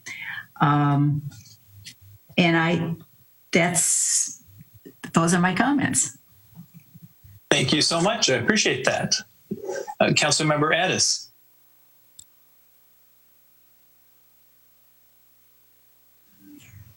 Yes, I too want to thank staff and want to thank the bargaining units for playing their role in making sure that we get through this crisis together, and want to thank staff for the considerable work that it takes to put together one of these budgets. I know it's an arduous process and it's a lengthy process, and I appreciate that work.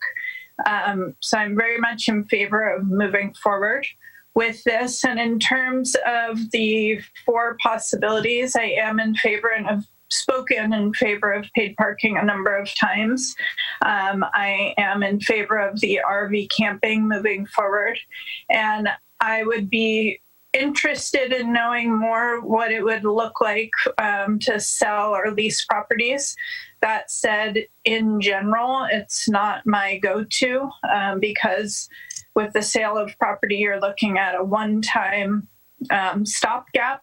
And I don't think this is the last time that Morro Bay is going to need to look at revenue generation opportunities. And so if we were going to look at sale of properties, I would prefer that it was in the larger context of redevelopment within Morro Bay, such as what the city manager proposed before, of redeveloping the entire block where City Hall and some of the other properties live in order to move city staff over to the community center. And I'm not saying it needs to be that specific plan, but if we are going to sell properties, I would much prefer that it's in the context of a bigger, a larger goal than a one-time budget shortfall, even though this budget fall is particularly stark and we have faced unprecedented budget issues. And I'm well aware of that, but that's my general perspective on sale or lease of properties. And then I'm open to looking at other options for revenue generation. I appreciate the chamber's input. And just on the sale of properties, one other thing is that I really would not be in favor of selling the bike park or selling the teen center. I do think those properties are used by local children and young people in our community. A lot of work was put into those. I think they're a benefit to our community, and I would not want to see us sell those properties if we didn't have another alternative to providing activities for young people in our community that would be commensurate with what's provided at those properties. Thank you. Okay, great summary. Thank you very much. And with that, Councilmember Hiller, sir. I have no further comments or questions on this. Thank you. Okay, Councilmember Davis. Yes, thank you. I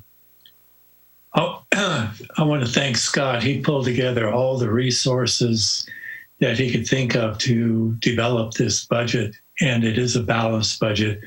I really appreciate everything that Marla said. She just speaks so eloquently and says all the right things. And I agree with what Marla said. I do support the balanced budget moving forward with frequent updates as conditions change. I support the RV camping. I support a study for paid parking. And I would like to get some cost estimates on the well sites and the vacant lot on the corner of Downey and Bolton. So that's my comments. Thank you. Okay, well sites in Downey and Bolton, got it. Okay, and thank you, Council, for weighing in on this. We have had numerous presentations and been through the dissection of a tremendous amount of information, and I'll just add my thanks to staff, especially Jen, your working group internally within each department that participated in the review of the budget. And also, Mr. Collins, thank you for your leadership. These are unprecedented times that, fortunately, through the setting of a reserve level at 25 to 28%, we have prepared for. That's unusual, as most cities hover around 15% of their general revenue funds. And so even though $3.8 million doesn't seem like a lot of money for our general fund budget of about $15 million, it's significant. And it is sustaining through at least the initial portion of this pandemic, and hopefully through the long-term issues that we're facing from a budget standpoint. I want to echo a couple of comments that were made. One, the city is not going bankrupt. I've had a number of emails with regard to that. The city has a balanced budget that's required by law every year. Staff has worked diligently to adapt very quickly to this crisis, and I'm very grateful for that. And it is reflected not only in the last quarter of this fiscal year's budget, but also in your projections for next fiscal year. You have recognized the issue quickly. You've analyzed the impact. You have taken quick action. You have reviewed revenue opportunities, new potentials in the short term. You've used reserves cautiously, in my opinion, and you have done a great job in reducing expenses, getting concessions from staff, which I very much appreciate with regard to salaries. And also you have reduced expenses significantly and continue to do so as proposed in this next year's budget. And in addition to that, you have limited or held non-essential capital budget improvements to a minimum. That, unfortunately, holding capital improvements to a minimum is a trend that this city has endured, not only in its enterprise funds, but in its general fund for decades. And that is an issue that long-term has created systematic problems for us from a budget standpoint. The other issue I will cite is that we are, again, a single-engine economy. And until this economy can diversify, we will be dependent basically on tourism for our general fund revenues. And that being stated, the long-term potentials for large revenue gains are not just a year or so away, but longer term. And so we will be operating what I'll call very tightly as an organization for probably several years until such time as new revenue sources can be adapted and allow us to diversify our economy in this local jurisdiction. I also support the budget. I think you've done a great job. I support frequent and routine updates. I think they're absolutely necessary for us to continue to quickly adapt and build upon what you've already outlined as significant management actions to curtail losses, as mentioned previously. I commend, again, staff for what you've done.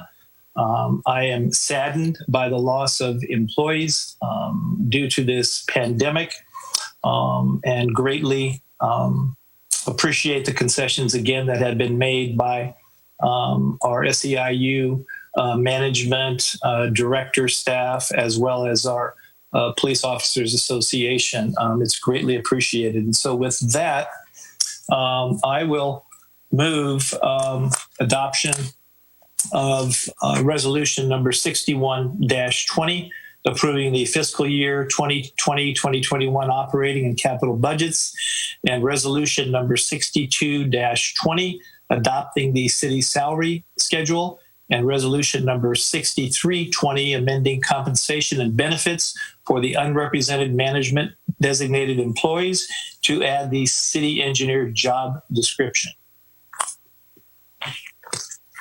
I'll second that. So motion by Mayor Heading for the staff recommendation, second by Council Member McPherson. Any further discussion? Hearing none, I will ask for a roll call vote, please.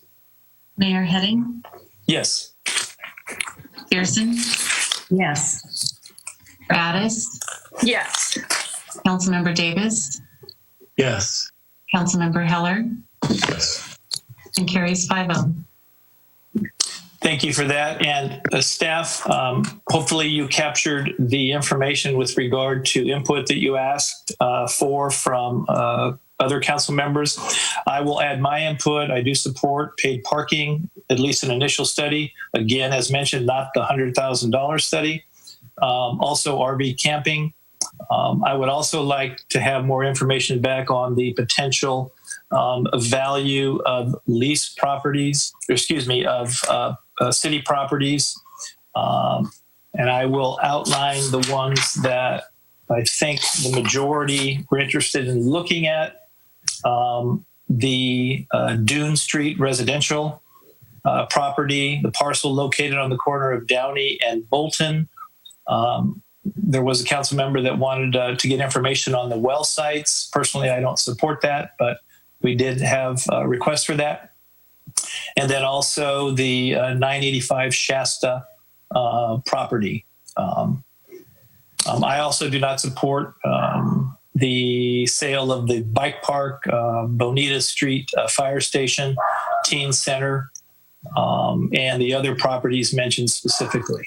So with that, hopefully you've got enough direction. Is that, Mr. Collins and Ms. Callaway, is that adequate direction on the issues you requested?